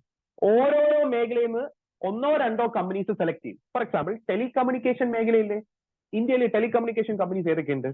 എയർടെൽ ഉണ്ട്, BSNL ഉണ്ട്, ജിയോ ഉണ്ട്, VI ഉണ്ട്, ഇങ്ങനെ കുറെ കമ്പനീസ് ഉണ്ട്. ഇതിൽ എയർടെലും ജിയോയും VIയും ഒക്കെ ലിസ്റ്റഡ് കമ്പനീസാണ്. ഇതിൽ നിന്ന് ചിലപ്പോൾ എയർടെൽ മാത്രമായിരിക്കും സെൻസെക്സിന്റെ 30 ഷെയറിന്റെ ഭാഗമാവുന്നത്. എയർടെൽ എന്തിനെ റെപ്രസെന്റ് ചെയ്യുമെന്ന് വെച്ചാൽ ടെലികമ്മ്യൂണിക്കേഷൻ സെക്ടറിനെ റെപ്രസെന്റ് ചെയ്യും. അതെന്താ റീസൺ ഞാൻ പറഞ്ഞുതരാം. മോട്ടോർ വെഹിക്കിൾസ് മാനുഫാക്ചർ ചെയ്യുന്ന കമ്പനീസ് ടാറ്റ മോട്ടോഴ്സ് ഉണ്ട്, മാരുതി ഉണ്ട്, പിന്നെ ഏച്ചർ മോട്ടോഴ്സ് ഉണ്ട്, അങ്ങനെ കുറെ കമ്പനികളുണ്ട് ലിസ്റ്റഡ്. കാറുകളൊക്കെ മാനുഫാക്ചർ ചെയ്യുന്നത് ഹീറോ ഉണ്ട്, ഹീറോ ലിമിറ്റഡ് ഒക്കെ ഉണ്ട്. അങ്ങനെ കുറെ കമ്പനികളുണ്ട് കാറൊക്കെ മാനുഫാക്ചർ ചെയ്യുന്നത്, ബൈക്കൊക്കെ മാനുഫാക്ചർ ചെയ്യുന്നത് ആണല്ലോ. ഇതിൽ ടാറ്റ മോട്ടോഴ്സിന്റെ ഷെയർ ആയിരിക്കും എവിടെ കയറിയിട്ടുള്ളത്? സെൻസെക്സിൽ കയറിയിട്ടുള്ളത്. സെൻസെക്സിൽ സെലക്ട് ചെയ്തിട്ടുള്ളത് ടാറ്റ മോട്ടോഴ്സിന്റെയാണ്. ടാറ്റ മോട്ടോഴ്സിന്റെ പോക്ക് എങ്ങനെയാണോ അതുപോലെ ആയിരിക്കും ബാക്കി കമ്പനികളുടെയും പോക്ക്. അപ്പൊ നിങ്ങൾ ചോദിക്കുക അതെങ്ങനെ സംഭവിക്കും? ഒരു കമ്പനിയെ പോലെയാണോ മറ്റേ കമ്പനികൾ? ചില കാര്യങ്ങളിലാണ്. അതിനെയാണ് നമ്മൾ എക്സ്റ്റേണൽ എൻവയൺമെന്റ് എന്ന് പറയുന്നത്. Yes, macro environment. മാക്രോ എൻവയൺമെന്റിൽ നടക്കുന്ന ചില ഫാക്ടേഴ്സ് എല്ലാവരെയും ഒരേപോലെ ബാധിക്കും. ഫോർ എക്സാമ്പിൾ പെട്രോളിന്റെ വില കൂടി, ഭയങ്കരമായിട്ട് കൂടി. ആൾക്കാർ കാർ മേടിക്കുന്നത് കൂടുവോ കുറയുമോ? കുറയും. അപ്പൊ ടാറ്റ മോട്ടോഴ്സിലും കുറയും, മാരുതിയിലും കുറയും, ഏച്ചറിലും കുറയും, ഹീറോയിലും കുറയും. ഞാൻ പറഞ്ഞു മനസ്സിലായോ? അപ്പോ ടാറ്റ മോട്ടോഴ്സിന്റെ ആ ഒരു പോക്കില്ലേ, ടാറ്റ മോട്ടോഴ്സിന്റെ ആ ഒരു പോക്ക്, അത് ചിലപ്പം ബാക്കിയുള്ളവരും അങ്ങനെ പോകുന്നുണ്ടാവും, താഴോട്ടും മേളിലോട്ടും. ടാറ്റ മോട്ടോഴ്സ് മേളിലോട്ട് പോകും എങ്ങനെയാണെങ്കിൽ പെട്രോളിന്റെ വില കുറയുമ്പോൾ. ആരുടെയും മേളിലോട്ട് പോകും? മാരുതിയുടെയും ഏച്ചറിന്റെയും ഹീറോയിന്റെയും. കാര്യം എന്താ? കാറുകളുടെ വിൽപ്പന കൂടും, ആൾക്കാർ കാറുകൾ മേടിക്കാൻ നോക്കും. കാര്യം എന്താ? It has become now cheaper to own a car and maintain a car. അപ്പൊ അവരുടെ സെയിൽസ് കൂടും, അവരുടെ പ്രോഫിറ്റ് കൂടും. ഞാൻ പറഞ്ഞു മനസ്സിലായോ? അപ്പോ എക്സ്റ്റേണൽ എൻവയൺമെന്റും മാക്രോ എൻവയൺമെന്റിൽ വരുന്ന ചേഞ്ചസ് അത് ആ ഇൻഡസ്ട്രിയിൽ പ്രവർത്തിക്കുന്ന എല്ലാ കമ്പനികളെയും ഒരേപോലെ ബാധിക്കും. മനസ്സിലായോ? അപ്പൊ ടാറ്റ മോട്ടോഴ്സിന്റെ ഷെയറിന്റെ പ്രൈസ് മേളിലോട്ട് പോവുകയാണെങ്കിൽ, ഒരു രീതിയിൽ പറഞ്ഞാൽ അതിന്റെ പെർഫോമൻസ് ഒക്കെ നല്ലതുപോലെ പോവുകയാണെങ്കിൽ, അതിന്റെ പ്രോഫിറ്റ് ഒക്കെ നല്ല രീതിയിൽ പോവുകയാണെങ്കിൽ, ഒരു രീതിയിൽ പറഞ്ഞാൽ ഹീറോ ഹോണ്ടയുടെയും ഏച്ചറിന്റെയും പിന്നെ മാരുതിയുടെയും എല്ലാത്തിന്റെയും മേളിൽ പോകാൻ സാധ്യതയുണ്ട്. ചന്ദ്രയാൻ ടൈമിൽ ലാർസൻ ആൻഡ് ടോർബോ ഭാരത് ഹെവി ഇലക്ട്രിക്കൽ ലിമിറ്റഡ് അതിന്റെയൊക്കെ മേളിലോട്ട് പോയി. കാര്യം എന്താ? അവർ പ്രൊഡക്റ്റ് കൊടുക്കുന്നുണ്ടാവും. ഈ ചന്ദ്രയാന്റെ ടൈമിൽ ചന്ദ്രയാനിന് വേണ്ടിയിട്ടുള്ള ആ എക്യുപ്മെന്റ്സ് ഒക്കെ കൊടുക്കുന്നുണ്ടാവും. അതുകൊണ്ടാണ് ഞാൻ പറയുന്നത് പിടികിട്ടുന്നുണ്ടോ? യെസ്. അപ്പൊ സെൻസെക്സിൽ എത്ര ഷെയറുകളുണ്ട്? 30 ഷെയറുകളുണ്ട്. അത് ഓരോരോ ഇൻഡസ്ട്രിയിൽ നിന്ന് സെലക്ട് ചെയ്ത കമ്പനികളുടെ ഷെയറാണ്. ഞാൻ ജസ്റ്റ് കാണിച്ചു തരാം ഇപ്രാവശ്യം സെൻസെക്സിൽ എത്രയുണ്ടെന്ന്.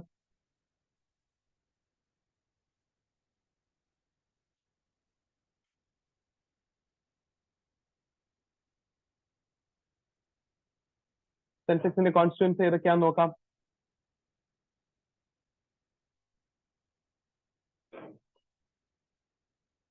സെൻസെക്സിനകത്ത് ഇതാ ഇത്രയും കമ്പനികളുണ്ട്. ഏഷ്യൻ പെയിന്റ്സ് ഉണ്ട്, ആക്സിസ് ബാങ്ക് ഉണ്ട്, ബജാജ് ഫിനാൻസ് ഉണ്ട്, ഫിൻസർവ് ഉണ്ട്, എയർടെൽ ഉണ്ട്, ഡോക്ടർ റെഡ്ഡീസ് ഉണ്ട്, ICICI ബാങ്ക് ഉണ്ട്, HUL ഉണ്ട്. അതാണ് ഞാൻ HUL കാണിച്ചപ്പോ BSE സെൻസെക്സ് കോൺസ്റ്റിറ്റ്യൂവന്റ് എന്ന് പറഞ്ഞ് കണ്ടത്. ഞാൻ വേണമെങ്കിൽ അതൊന്നും കൂടെ കാണിച്ചു തരാം, അപ്പൊ നിങ്ങൾക്ക് മനസ്സിലാവും. അവരുടെ വിക്കിപീഡിയ പേജിലുണ്ടായിരുന്നു.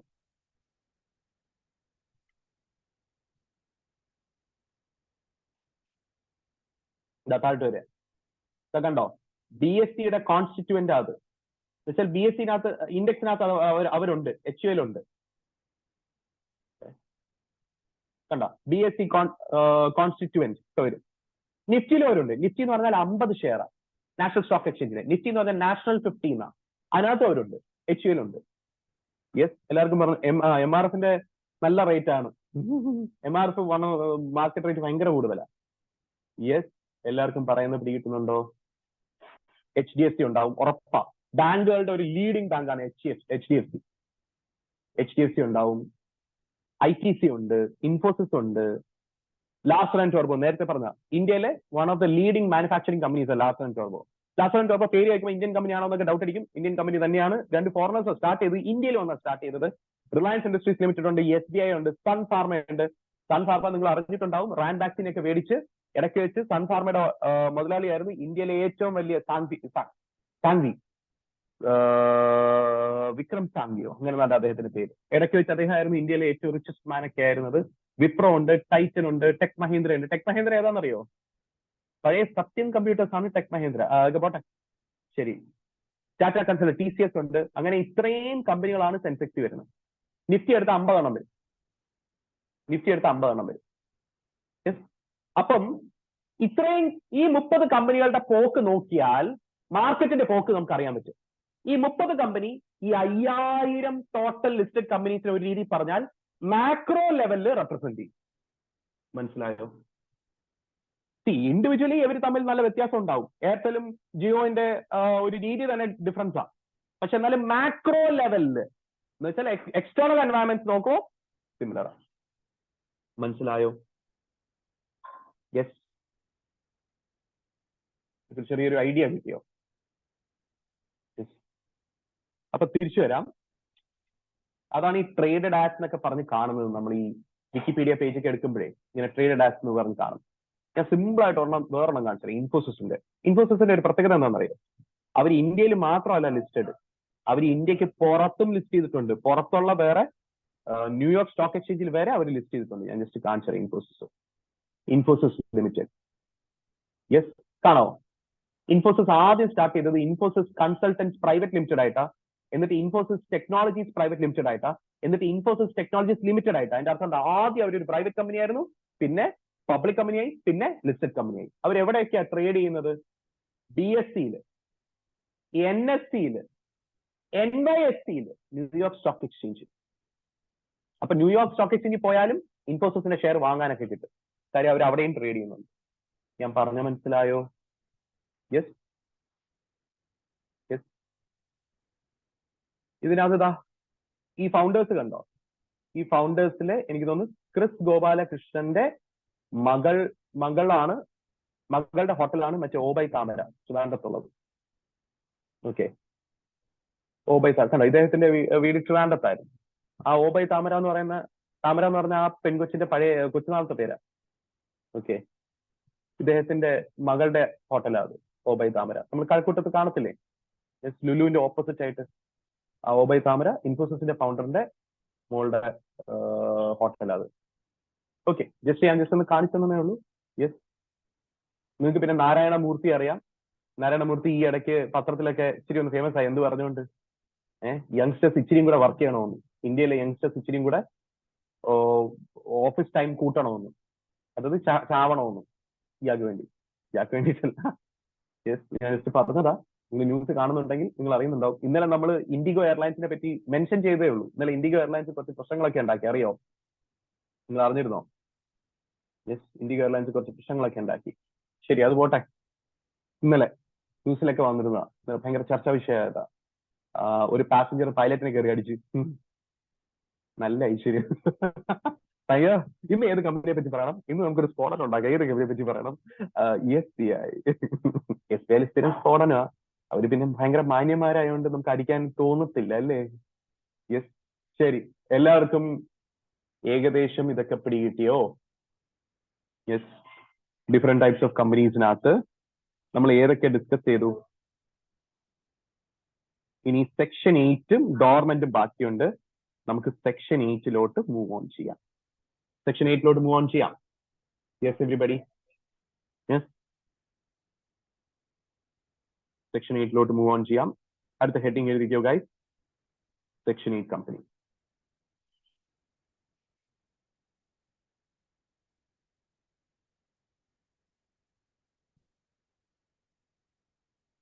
Section 8 company. അപ്പൊ ചോദ്യം ഇതാണ്, എന്താണ് ഈ സെക്ഷൻ 8 കമ്പനി? നിങ്ങൾ ഒരു കാര്യം മനസ്സിലാക്കണം. സെക്ഷൻ 8 ഒരു ലൈസൻസാ.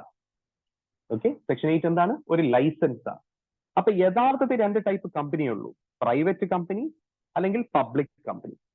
ഈ പ്രൈവറ്റ് കമ്പനി അല്ലെങ്കിൽ പബ്ലിക് കമ്പനി ഒരു അഡീഷണൽ സെക്ഷൻ 8 പറയുന്ന ലൈസൻസ് എടുത്തു കഴിഞ്ഞാൽ ഇനി മുതൽ ആ പ്രൈവറ്റ് കമ്പനീനെ സെക്ഷൻ 8 കമ്പനി എന്ന് വിളിക്കാം. കാര്യം അവർ ലൈസൻസ് എടുത്തിട്ടുണ്ട് സെക്ഷൻ 8ന്റെ. ഈ പബ്ലിക് കമ്പനീനെയും സെക്ഷൻ 8ന്റെ ലൈസൻസ് എടുത്താൽ അവരെ എന്തെന്ന് വിളിക്കാം? സെക്ഷൻ 8 കമ്പനി എന്ന് വിളിക്കാം. ആരാമേ? ശരി, എല്ലാവർക്കും പറഞ്ഞു പിടികിട്ടിയോ? അപ്പോ ഒരു പ്രൈവറ്റ് കമ്പനി സെക്ഷൻ 8ന്റെ ലൈസൻസ് എടുത്താൽ അവർ ഇനി മുതൽ സെക്ഷൻ 8 ലൈസൻസ് ഉള്ള പ്രൈവറ്റ് കമ്പനി.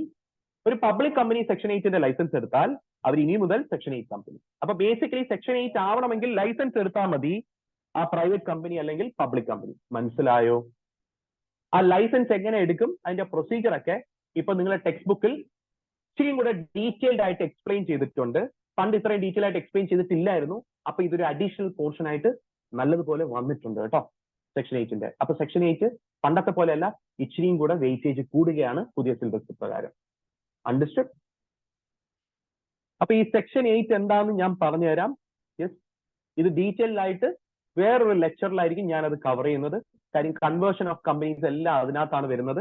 അതിനകത്ത് ഞാൻ കവർ ചെയ്യാം. ഓക്കെ, തൽക്കാലം ജസ്റ്റ് ഒരു ഓവർ ഒരു ഐഡിയ ഉണ്ടായാൽ മതി. ഓക്കെ, ഞാൻ പറയുന്നൊന്ന് ശ്രദ്ധിച്ചിരിക്കണേ.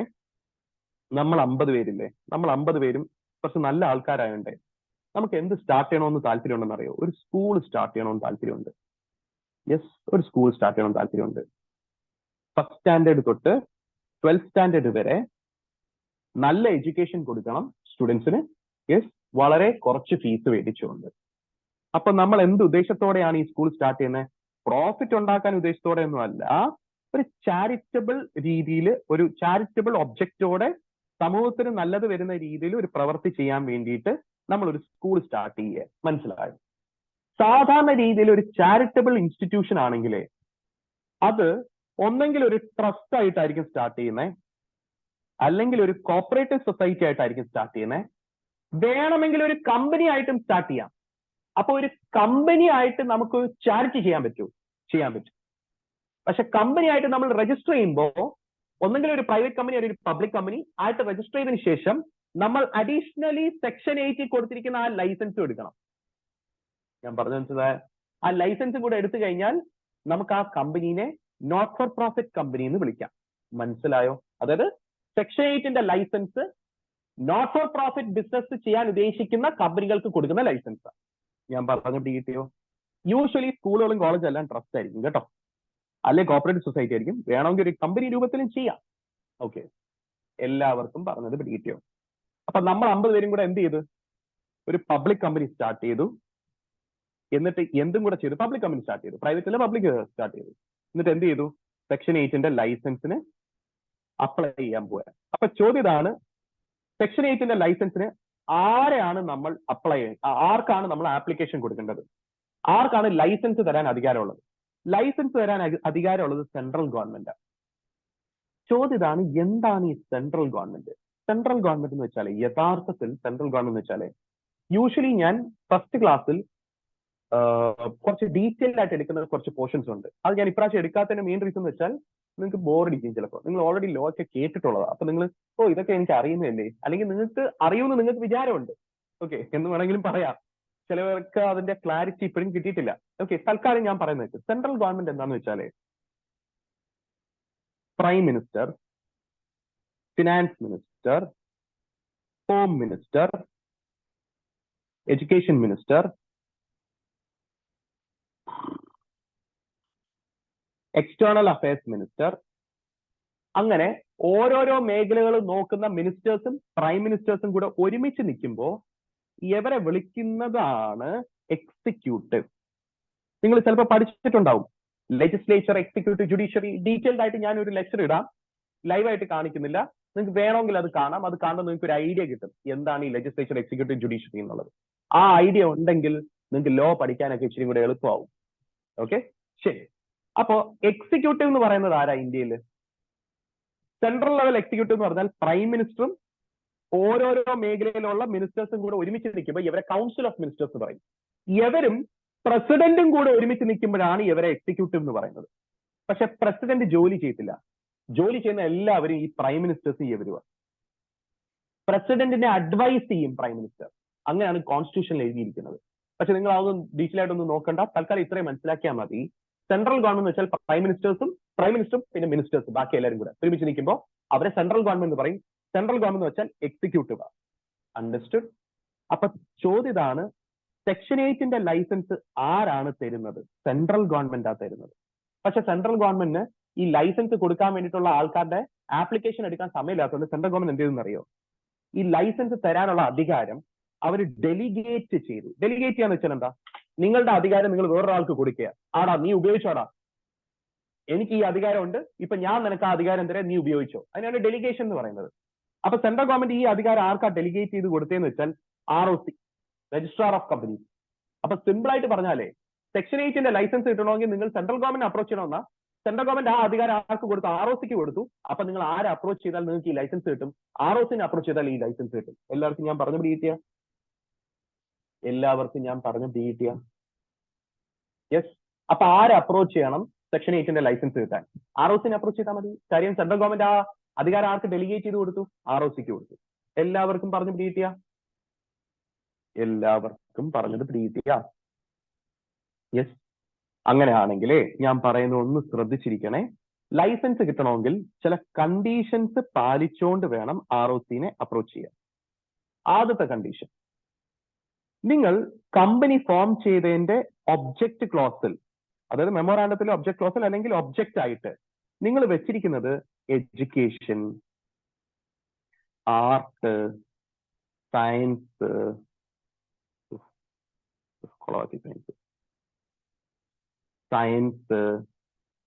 കൊമേഴ്സ്, തൽക്കാലം എഴുതിയ commerce, protection of environment, sports, ഇതുപോലത്തുള്ള ഒബ്ജക്റ്റ് ആണ് നിങ്ങൾ വെച്ചിരിക്കുന്നത്. ബേസിക്കലി നിങ്ങൾ എന്ത് ചെയ്യാൻ ഉദ്ദേശിക്കുന്നില്ല? ബിസിനസ് ചെയ്ത് പൈസ ഉണ്ടാക്കാൻ ഉദ്ദേശിക്കുന്നില്ല. നിങ്ങൾ എന്ത് ചെയ്യുക? ഫ്രീ ആയിട്ട് എഡ്യൂക്കേഷൻ കൊടുക്കുന്നു, ഏതെങ്കിലും കലയെ ഡെവലപ്പ് ചെയ്യാൻ നോക്കുന്നു. ഇപ്പം കഥകളി, അല്ലെങ്കിൽ ഏതെങ്കിലും റൂറൽ സ്പോർട്ട് മറ്റേ കളറി ഫൈറ്റ് യഥാർത്ഥത്തിൽ സ്പോർട്സ് അല്ല, പക്ഷെ എന്നാൽ അതിപ്പോ കണ്ടംപററി ആയിട്ട് ഒരു സ്പോർട്സ് ആയിട്ട് കൺവേർട്ട് ആകുക ആണോ? യെസ്. പിന്നെ ഏതെങ്കിലും ഒരു ചാരിറ്റബിൾ പർപ്പസ് അല്ലെങ്കിൽ റിലീജിയസ് പർപ്പസ്, ഈ ഒരു ഉദ്ദേശത്തോടെയാണ് നിങ്ങൾ കമ്പനി രൂപീകരിച്ചത്. എന്ത് ഉദ്ദേശത്തോടെ അല്ല? ബിസിനസ് ചെയ്യാനും പ്രോഫിറ്റ് ഉണ്ടാക്കാനും അല്ല. അപ്പൊ നിങ്ങളുടെ ഒബ്ജക്ട് ക്ലോസിൽ ഇതിൽ ഏതെങ്കിലും ഒരെണ്ണം ഉണ്ടാവണം, അല്ലെങ്കിൽ ഒന്നിൽ കൂടുതൽ കാര്യങ്ങളായാലും കുഴപ്പമില്ല. ഏതൊക്കെ? Education, art, science, commerce, protection of environment, religion, charity, ഇതുപോലത്തുള്ള ചിന്താഗതിയും ഇതുപോലത്തുള്ള ഒബ്ജക്റ്റ് വെച്ചുകൊണ്ട് പ്രവർത്തിക്കാനാണ് നിങ്ങൾ ഉദ്ദേശിക്കുന്നത്. പ്ലസ് ആ കമ്പനിയുടെ എല്ലാ പൈസയും ഇൻക്ലൂഡിങ് പ്രോഫിറ്റ് നിങ്ങൾ എന്തിനെ ഉപയോഗിക്കത്തുള്ളൂ? ഈ ഒബ്ജക്റ്റിനെ ഉപയോഗിക്കത്തുള്ളൂ. അതിന്റെ അർത്ഥം എന്താ? അഥവാ പ്രോഫിറ്റ് വന്നാൽ അത് മെമ്പേഴ്സിന് കൊടുക്കത്തില്ല. എന്തായിട്ട്? ഡിവിഡൻഡ് ആയിട്ട് കൊടുക്കരുത്. അപ്പം payment of dividend is prohibited. ഞാൻ പറയുന്നത് മനസ്സിലാവുന്നുണ്ടോ? അപ്പം മെമ്പേഴ്സിന് എന്ത് കൊടുക്കരുത്? സെക്ഷൻ 8 ലൈസൻസ് കിട്ടണമെങ്കിൽ ഡിവിഡൻഡ് കൊടുക്കരുത്. അപ്പൊ പ്രോഫിറ്റ് വന്നാൽ എന്ത് ചെയ്യും? ആ പ്രോഫിറ്റ് കിട്ടിയ പൈസയും വീണ്ടും ആ ഒബ്ജക്റ്റിന് തന്നെ സ്പെൻഡ് ചെയ്യണം. ഏതാ? എഡ്യൂക്കേഷൻ ആണെങ്കിൽ എഡ്യൂക്കേഷൻ, ആർട്ട് ആണെങ്കിൽ ആർട്ട്, പ്രൊട്ടക്ഷൻ ഓഫ് എൻവയൺമെന്റ് ആണെങ്കിൽ എൻവയൺമെന്റ് പ്രൊട്ടക്ഷൻ, റിലീജിയസ് ആക്ടിവിറ്റീസ് ആണെങ്കിൽ റിലീജിയസ് ആക്ടിവിറ്റി. എന്ത് ഒബ്ജക്റ്റ് ആണോ നിങ്ങളുടെ കമ്പനിയുടെ മെമ്മോറാണ്ടത്തിലെ ഒബ്ജക്ട് ക്ലോസിലുള്ളത് അതിന് തന്നെ വീണ്ടും സ്പെൻഡ് ചെയ്യണം. അപ്പൊ ആർക്ക് പൈസ കിട്ടത്തേ ഇല്ല? മെമ്പേഴ്സിന് ആർക്കും പൈസ കിട്ടത്തില്ല. കാര്യം മെമ്പേഴ്സിന് പൈസ വേണ്ട. അവരെന്തിനാ ഇതൊക്കെ ചെയ്യുന്നത്? ചാരിറ്റിക്കല്ലേ. പിന്നെ എന്തിനാ നിങ്ങൾ പൈസ എടുക്കുന്നത്? മനസ്സിലായോ? ഈ 3 കണ്ടീഷൻ സാറ്റിസ്ഫൈ ചെയ്യുകയാണെങ്കിൽ, ഏതൊക്കെ കണ്ടീഷൻ? ഒബ്ജക്ട് ക്ലോസിൽ ഈ പറയുന്ന കാര്യങ്ങളാണ്. പൈസ അതിന് വേണ്ടിയിട്ടേ സ്പെൻഡ് ചെയ്യത്തുള്ളൂ, അഥവാ പ്രോഫിറ്റ് വന്നാലും ഡിവിഡൻഡ് കൊടുക്കത്തില്ല. ഇത്രയും കണ്ടീഷൻസ് സാറ്റിസ്ഫൈ ചെയ്യുകയാണെങ്കിൽ ആര് നിങ്ങൾക്ക് സെക്ഷൻ 8 ലൈസൻസ് തരും? ROC-നെയാണ് നിങ്ങൾ അപ്രോച്ച് ചെയ്തത്. ROC നിങ്ങൾക്ക് സെക്ഷൻ 8 ലൈസൻസ് തരും. നിങ്ങൾക്ക് ലൈസൻസ് കിട്ടിക്കഴിഞ്ഞാലേ നിങ്ങൾ ഇനി മുതൽ ഒരു സെക്ഷൻ 8 കമ്പനി ആകും. സെക്ഷൻ 8 കമ്പനിയായ ബെനിഫിറ്റ് എന്താണെന്നറിയാം? ഫോർ എക്സാമ്പിൾ, നമ്മളുടെ സ്കൂളിലെ സ്കൂൾ ആദ്യം നമ്മളൊരു പബ്ലിക് കമ്പനി ആയിട്ട് സ്റ്റാർട്ട് ചെയ്തെന്ന് ഞാൻ പറഞ്ഞു. എന്നിട്ട് ആ ലൈസൻസ് എടുത്ത് ആ സ്കൂളിന്റെ പേര് ഹൈ എഡ്യൂക്കേഷൻ ലിമിറ്റഡ് എന്നാണ് നമ്മൾ സ്റ്റാർട്ട് ചെയ്ത പബ്ലിക് കമ്പനിയുടെ പേര്. മനസ്സിലായോ? യെസ്, മനസ്സിലായോ? പബ്ലിക് കമ്പനിയായിട്ട് സ്റ്റാർട്ട് ചെയ്തതിനു ശേഷം നമ്മൾ എന്തെടുത്ത്? ലൈസൻസ് എടുത്ത്. ലൈസൻസ് എടുത്തു കഴിഞ്ഞാൽ ഗുണമെന്ന് വെച്ചാൽ ഈ ലിമിറ്റഡ് എന്നുള്ള വാക്ക് നമുക്ക് ഇനി ചേർത്ത് ഉപയോഗിക്കേണ്ട ആവശ്യമില്ല. സെക്ഷൻ 8 കമ്പനികൾക്ക് വേറെ പല പേരുകൾ ഉപയോഗിക്കാം. അസോസിയേഷൻ, പിന്നെ ഇലക്ട്രൽ ട്രസ്റ്റ്, പിന്നെ ഫെഡറേഷൻ, കൺഫെഡറേഷൻ, പിന്നെ പിന്നെ പിന്നെ പിന്നെ ക്ലബ്ബ്, ഇങ്ങനത്തുള്ള വാക്കുകൾ ഉപയോഗിക്കാം. അപ്പൊ സാധാരണ രീതിയിൽ ഒരു കമ്പനിയുടെ പേരിന്റെ വാല് എപ്പോഴും ഒന്നെങ്കിൽ ലിമിറ്റഡ് അല്ലെങ്കിൽ പ്രൈവറ്റ് ലിമിറ്റഡാ. പക്ഷെ ഒരു സെക്ഷൻ 8 ലൈസൻസ് കിട്ടിയാൽ ആ വാല് ഉപയോഗിക്കാതെ association, electoral trust, federation, confederation, club, trust, ഇങ്ങനത്തുള്ള വാക്കുകളൊക്കെ ഉപയോഗിക്കാം. ഫൗണ്ടേഷൻ, ഇങ്ങനത്തെയുള്ള വാക്കുകളൊക്കെ ഉപയോഗിക്കാം. മനസ്സിലായോ? രജിസ്ട്രാർ അങ്ങനെയായിരിക്കും കമ്പനിയെ രജിസ്റ്റർ ചെയ്യുന്നത്. രജിസ്ട്രാറിന്റെ ഡോക്യുമെന്റ്സ് പ്രകാരവും രജിസ്ട്രാറിന്റെ രജിസ്റ്ററിലുള്ള ഡീറ്റെയിൽസ് പ്രകാരം നമ്മളുടെ കമ്പനിയുടെ പേര് ഹൈ എഡ്യൂക്കേഷൻ ലിമിറ്റഡ് എന്നായിരിക്കത്തില്ല, ചിലപ്പോൾ ഹൈ എഡ്യൂക്കേഷൻ ഫൗണ്ടേഷൻ എന്നായിരിക്കും. ഞാൻ പറഞ്ഞു മനസ്സിലായോ? കാര്യം സെക്ഷൻ 8 ലൈസൻസ് കിട്ടി കഴിഞ്ഞാൽ ലിമിറ്റഡ് എന്നുള്ള വാക്ക് ഉപയോഗിക്കേണ്ട. നമുക്ക് ഈ association, electoral trust, foundation, federation, confederation, club, trust, ഇതിൽ ഏതെങ്കിലും ഒരു പേര് ഉപയോഗിക്കാം. മനസ്സിലായോ? യെസ്. പക്ഷേ അങ്ങനെയാണെങ്കിൽ പോലും മെമ്പേഴ്സിന്റെ ലയബിലിറ്റി ലിമിറ്റഡാ. ഈ ലിമിറ്റഡ് എന്നുള്ള വാക്കിന്റെ ഉദ്ദേശം എന്താ?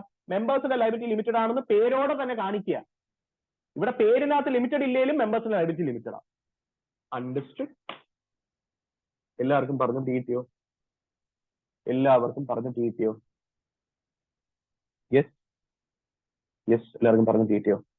അപ്പൊ സെക്ഷൻ 8 ലൈസൻസ് എങ്ങനെ കിട്ടണമെന്ന് മനസ്സിലായോ? ആരെയാണ് അപ്രോച്ച് ചെയ്യേണ്ടത്? സെൻട്രൽ ഗവൺമെന്റിനെ. സെൻട്രൽ ഗവൺമെന്റ് ഇവിടെ പറയുന്നത് ആർക്ക് ഡെലിഗേറ്റ് ചെയ്ത് കൊടുത്തിട്ടുണ്ട്? ROC-ക്ക് ഡെലിഗേറ്റ് ചെയ്ത് കൊടുത്തിട്ടുണ്ട്. അപ്പൊ ROC-നെ അപ്രോച്ച് ചെയ്താൽ മതി. മനസ്സിലായോ? യെസ്. നിങ്ങളുടെ ടെക്സ്റ്റ് ബുക്കിലുണ്ട്. Formation of companies with charitable objects, section 8. Yes, the underlying purpose of formation of company is not always making profits. Through operating economic activities, it may have charitable or social objects. തൽക്കാലം ഈ കാണിച്ചിരിക്കുന്നത് വായിക്കേണ്ട, ഞാൻ എന്താണ് detail ആയിട്ട് പറഞ്ഞുതരാം. Such companies are licensed by central government. അപ്പൊ central government licence തരുന്ന ആണോ? ഇവിടെ ഒരു സ്റ്റാർ ഇട്ടിരിക്കുന്നത് എന്താ? ആ സ്റ്റാർ ഇവിടെ എക്സ്പ്ലെയിൻ ചെയ്തു. The power of central government under section 8 delegated to ROC. എന്ത് കൊടുക്കാൻ? ലൈസൻസ് കൊടുക്കാൻ. മനസ്സിലായോ? താഴോട്ട് പോകുമ്പോഴേ ചോദ്യം ഇതാണ്, who can issue and get licence under section 8? As per section 8, the central government ബ്രാക്കറ്റിൽ ROC may grant such a licence if it is proved to the satisfaction that a person or an association of persons proposed to be registered under this act as a limited company has its objects the promotion of commerce, art, science, sports, education, research, social welfare, religion, charity, protection of environment or any other such object. അതായത് എന്ത് ഉദ്ദേശമല്ല, profit making അല്ല, ഇതുപോലത്തുള്ള service ആണ്, സമൂഹത്തിനുള്ള സേവനമാണ്. Intends to apply its profits, if any, and other income in promoting it's subjects. അതിന്റെ അർത്ഥം എന്തെങ്കിലും പൈസ ഉണ്ടെങ്കിൽ അത് ഈ ചാരിറ്റി അല്ലെങ്കിൽ റിലിജൻ അല്ലെങ്കിൽ ഇതുപോലത്തുള്ള പ്രവർത്തികൾക്ക് മാത്രമേ സ്പെൻഡ് ചെയ്യത്തുള്ളൂ. And intends to prohibit payment of dividends to its members. എന്ന് വെച്ചാൽ എന്താ, മെമ്പേഴ്സിന് ഡിവിഡൻഡ് കൊടുക്കത്തേ ഇല്ല, മെമ്പേഴ്സിന് യാതൊരു പ്രോഫിറ്റ് ഷെയറും കിട്ടത്തില്ല. മനസ്സിലായോ? ഇത്രയും കണ്ടീഷൻസ് സാറ്റിസ്ഫൈ ചെയ്യുന്ന ഒരു കമ്പനി ആണെങ്കിൽ സെൻട്രൽ ഗവൺമെന്റ് എന്ത് നൽകും നിങ്ങൾക്ക്? ROC കിട്ടിയ പവർ അനുസരിച്ച്, സെൻട്രൽ ഗവൺമെന്റ് കൊടുത്ത പവർ അനുസരിച്ച് ROC നിങ്ങൾക്ക് എന്ത് നൽകും? ലൈസൻസ് തരും. എന്ത് ലൈസൻസ്? Section 8 licence. എല്ലാവർക്കും പറഞ്ഞു കിട്ടിയോ? സെക്ഷൻ 8 ലൈസൻസ് കിട്ടിയാൽ എന്താ ഗുണം? പേരിന്റെ കൂടെ എന്ത് ഉപയോഗിക്കേണ്ട ആവശ്യമില്ല? വാൽ ഉപയോഗിക്കേണ്ട ആവശ്യമില്ല. ഇത് കണ്ടോ, registration of a company using licence detailed ആയിട്ട് കൊടുത്തിട്ടുണ്ട്. പണ്ട് ഇത്ര ഇല്ലായിരുന്നു. ഇത് ഭയങ്കര ഡീറ്റെയിൽ ആയിട്ട് കുറെ കാര്യങ്ങൾ കൊടുത്തിട്ടുണ്ട്. ഇത് എന്താണ് ഞാൻ ഡീറ്റെയിൽ ആയിട്ട് പറയാം. കൺവേർഷനും എല്ലാം ഉണ്ട് ഇതിനകത്ത്, എല്ലാം ഞാൻ ഡീറ്റെയിൽ ആയിട്ട് പറയാം. അതിന് മുമ്പ് ലൈസൻസ് കിട്ടി പ്രവർത്തിക്കുന്ന കമ്പനിയാണെന്ന് മനസ്സിലായല്ലോ? എല്ലാവർക്കും പറഞ്ഞു കിട്ടിയോ? യെസ്. ഈ ലൈസൻസ്, തന്ന ലൈസൻസ് റിവോക്ക് ആകുമോ? റിവോക്ക് ആവുന്ന വെച്ചാൽ പിൻവലിക്കപ്പെടാൻ സാധ്യതയുണ്ടോ? ഉണ്ട്. ഈ പറയുന്ന 4-ൽ ഏതെങ്കിലും ഒരു സംഭവം സംഭവിച്ചാൽ സെൻട്രൽ ഗവൺമെന്റ് സെക്ഷൻ 8 ത്രൂ നിങ്ങൾക്ക് നൽകിയ ലൈസൻസ്, അതായത് ROC നൽകിയ ലൈസൻസ്, സെൻട്രൽ ഗവൺമെന്റ് എന്ന് പറഞ്ഞാൽ ROC ആണ്, കാര്യം ഡെലിഗേറ്റ് ചെയ്ത് കൊടുക്കുന്നുണ്ട്. ലൈസൻസ് നൽകിയത് പിൻവലിക്കപ്പെടും. മനസ്സിലായോ? ഏതൊക്കെ കാര്യങ്ങളും നടന്നാൽ ആ 3 കണ്ടീഷൻസ് ഇല്ലേ, ഞാൻ തുടക്കത്തിൽ പറഞ്ഞ 3 കണ്ടീഷൻസ്, അതിൽ ഏതെങ്കിലും വയലേറ്റ് ചെയ്താൽ നിങ്ങളുടെ ലൈസൻസ് പിൻവലിക്കപ്പെടും. അല്ലെങ്കിൽ ഓർ നിങ്ങൾ എന്തെങ്കിലും ഫ്രോഡുലന്റ് ആക്ടിവിറ്റീസിൽ ഏർപ്പെട്ടാൽ നിങ്ങളുടെ ലൈസൻസ് പിൻവലിക്കപ്പെടും. ഓർ നിങ്ങൾ വയലേഷൻ ഓഫ് ഒബ്ജക്റ്റ് ആയിട്ട് പ്രവർത്തിച്ചാൽ, ഒബ്ജക്റ്റ് പറയുന്ന എഡ്യൂക്കേഷനാണ്, പക്ഷെ നിങ്ങൾ എന്ത് ചെയ്യുന്നു? വേറെ എന്തോ തിയേറ്റർ ബിസിനസ് ഒക്കെ ചെയ്യുന്നു, റെസ്റ്റോറന്റ് ബിസിനസ് ഒക്കെ ചെയ്യുന്നു, ടെക്സ്റ്റൈൽ ബിസിനസ് ഒക്കെ ചെയ്യുന്നു. നിങ്ങളുടെ ഒബ്ജക്റ്റ് ക്ലോസ് നിങ്ങൾ വയലേറ്റ് ചെയ്യുന്നു. ഒബ്ജക്റ്റ് ക്ലോസ് വയലേറ്റ് ചെയ്താലും നിങ്ങളുടെ ലൈസൻസ് പിൻവലിക്കപ്പെടാൻ സാധ്യതയുണ്ട്. ഓർ നിങ്ങൾ prejudicial to public interest. Prejudicial എന്ന് പറഞ്ഞാൽ പ്രതികൂലമായിട്ട്. ആർക്ക് പ്രതികൂലമായിട്ട് പ്രവർത്തിക്കുന്നു? പൊതുജനങ്ങളുടെ താല്പര്യത്തിന് പ്രതികൂലമായിട്ട് പ്രവർത്തിക്കുന്നു. ഇതിൽ ടെററിസ്റ്റ് ആക്ടിവിറ്റീസിൽ ഏർപ്പെടുന്നു. ടെററിസ്റ്റ് ആക്ടിവിറ്റീസിൽ ഏർപ്പെട്ടാൽ പൊതുജനങ്ങൾക്ക് നല്ലതാണോ പ്രതികൂലമാണോ? മോശമാണ്. കമ്പനിയെ മുന്നിൽ നിർത്തിക്കൊണ്ട് നിങ്ങൾ ടെററിസ്റ്റ് ആക്ടിവിറ്റീസിൽ ഏർപ്പെടുന്നു. അങ്ങനെയാണെങ്കിൽ പ്രജുഡീഷ്യൽ ടു പബ്ലിക് ഇൻട്രസ്റ്റ്. മനസ്സിലായോ? അപ്പൊ ഇതിൽ ഏതെങ്കിലും ഒരു സംഭവം നടന്നാൽ തന്ന ലൈസൻസ് സെൻട്രൽ ഗവൺമെന്റ് എന്ത് ചെയ്യും? റിവോക്ക് ചെയ്യും. ഇവിടെ സെൻട്രൽ ഗവൺമെന്റ് എന്ന് ഉദ്ദേശിക്കുന്നത് വീണ്ടും സെൻട്രൽ ഗവൺമെന്റ് സമയമില്ലാത്തതുകൊണ്ട് ഡെലിഗേറ്റ് ചെയ്തു. ആർക്കാണെന്ന് വെച്ചാൽ RDക്കാണ് ഡെലിഗേറ്റ് ചെയ്തത്, റീജിയണൽ ഡയറക്ടർ. ലൈസൻസ് തരുന്നത് ROC, അത് പിൻവലിക്കാൻ അധികാരമുള്ളത് RDക്കാണ്. RD എപ്പോ പിൻവലിക്കും? ഈ പറയുന്ന 4-ൽ എന്തെങ്കിലും സംഭവിച്ചാൽ പിൻവലിക്കും. പക്ഷെ ലൈസൻസ് പിൻവലിക്കുന്നതിന് മുമ്പ് നിങ്ങൾ ഒരു കാര്യം മനസ്സിലാക്കണം. ഓഡി ഓൾട്രം പാർട്ടം എന്ന് വെച്ചാല് ലാറ്റിൻ ഫ്രേസ് ആണ്. ഇതിന്റെ അർത്ഥം എന്ന് വെച്ചാല് ഒരു തീരുമാനം എടുക്കുന്നതിന് മുമ്പ് 2 ഭാഗവും കേൾക്കണം. അതായത് ഓപ്പർച്യൂണിറ്റി ഓഫ് ബീങ് ഹേർഡ്. ഇത് നാച്ചുറൽ ജസ്റ്റിസിന്റെ ഭാഗമാണ്. ഒരു തീരുമാനം എടുക്കുന്നതിന് മുമ്പ് 2 ഭാഗം കേൾക്കണം. ഒരാളുടെ മാത്രം ഭാഗം കേട്ട് തീരുമാനം എടുക്കരുത്. അത് ജസ്റ്റിസ് അല്ല, അത് നീതിയല്ല. അതിന്റെ അർത്ഥം ലൈസൻസ് റിവോക്ക് ചെയ്യുന്നതിന് മുമ്പ് കമ്പനിയുടെ ഭാഗം കൂടെ കേൾക്കണം. നീ എന്തിങ്ങനെ ചെയ്തു? സ്റ്റോക്ക് ഓഫ് നോട്ടീസ് ഒക്കെ അയക്കും RD. അപ്പൊ ആ നോട്ടീസ് അയക്കുമ്പോൾ ഒരു മാന്യമായിട്ടുള്ള കാരണം പറഞ്ഞു. അങ്ങനെയാണെങ്കിൽ RD എന്ത് ചെയ്യത്തില്ല? ലൈസൻസ് പിൻവലിക്കില്ല. മാന്യമായിട്ടുള്ള കാരണം പറഞ്ഞില്ല, RD മുന്നിലോട്ട് പോകും? ലൈസൻസ് റിവോക്ക് ചെയ്യാൻ മുന്നിലോട്ട് പോകും. ഞാൻ പറഞ്ഞ മനസ്സിലായോ? യെസ്. അപ്പൊ ലൈസൻസ് എപ്പോ റിവോക്ക് ആവും? The central government, that is power delegated to regional director, may by order, ഒരു ഓർഡർ ഇടും, revoke the license of the company where the company contravenes any of the requirements or conditions of this section subject to which a license is issued, or the affairs of the company are conducted fraudulently or in violation of the objects of the company or prejudicial to public interest. അതാണ് ദാ ഈ എഴുതിയിരിക്കുന്നത് 4 ഞാൻ split ചെയ്ത് എഴുതി. Yes. അപ്പൊ licence revoke ആയോ? Revoke ആയി. ലൈസൻസ് റിവോക്ക് ആയാൽ എന്ത് പറ്റൂന്ന് അറിയോ? ഇപ്പൊ നമ്മളെ പേരെന്താ? ഹൈ എഡ്യൂക്കേഷൻ ഫൗണ്ടേഷൻ എന്നല്ലേ? ഈ ഫൗണ്ടേഷൻ എന്നുള്ള സംഭവം പോവും. കാര്യം സെക്ഷൻ 8 ലൈസൻസ് ഉള്ളപ്പോഴാണ് ഇങ്ങനത്തെ വാക്കുകൾ ഉപയോഗിക്കാൻ പറ്റുന്നത്. എന്നിട്ട് പഴയതുപോലെ ലിമിറ്റഡ് വരും. അപ്പൊ യു വിൽ ലൂസ് ആ പ്രിവിലേജ്. ലിമിറ്റഡ് എന്നുള്ള വാക്ക് ഇരിക്കാനുള്ള ആ പ്രിവിലേജ് പോവും. കാര്യം ലൈസൻസിന്റെ കൂടെ വന്നതാണ്. ഇതങ്ങ് പോവും. മനസ്സിലായോ? അപ്പൊ രജിസ്ട്രാർ എന്ത് ചെയ്യും? നിങ്ങളുടെ പേരിന്റെ കൂടെ ഒന്നെങ്കിൽ ലിമിറ്റഡ് എന്ന് പറഞ്ഞ് ചേർക്കും, അല്ലെങ്കിൽ പ്രൈവറ്റ് ലിമിറ്റഡ് എന്ന് പറഞ്ഞ് ചേർക്കും. നിങ്ങൾ എന്ത് കമ്പനിയാണോ അതിനനുസരിച്ച്. On revocation, the registrar shall put limited or private limited against the company's name in the register. പക്ഷേ before such revocation, a written notice must be served on such company and an opportunity to be heard in this matter shall be given. എല്ലാവർക്കും ഇതുവരെ പറഞ്ഞു മനസ്സിലായോ? അപ്പോ നമ്മളുടെ കമ്പനിയുടെ licence revoke ആയോ? Section 8ന്റെ ലൈസൻസ് റിവോക്ക് ആയോ? ആയി. അതെങ്ങനെ റിവോക്ക് ആയത്? RD ഒരു ഓർഡർ പാസ്സാക്കിക്കൊണ്ട്. ആണോ അല്ലയോ? ആണോ? യെസ്. വേണമെങ്കിലേ പബ്ലിക് ഇൻട്രസ്റ്റ് കരുതിക്കൊണ്ട് വീണ്ടും ഒരു ഓർഡർ പാസിംഗ്. എന്ത് ഓർഡർ? നമ്മളുടെ ഈ കമ്പനി ഇല്ലേ, ഒന്നെങ്കിൽ വൈൻഡ് അപ്പ് ചെയ്യണം. ഈ ഓർഡർ പാസ് ചെയ്യുന്ന സെൻട്രൽ ഗവൺമെന്റ്. വൈൻഡ് അപ്പ് ചെയ്യണം, അല്ലെങ്കിൽ അമാൽഗമേറ്റ്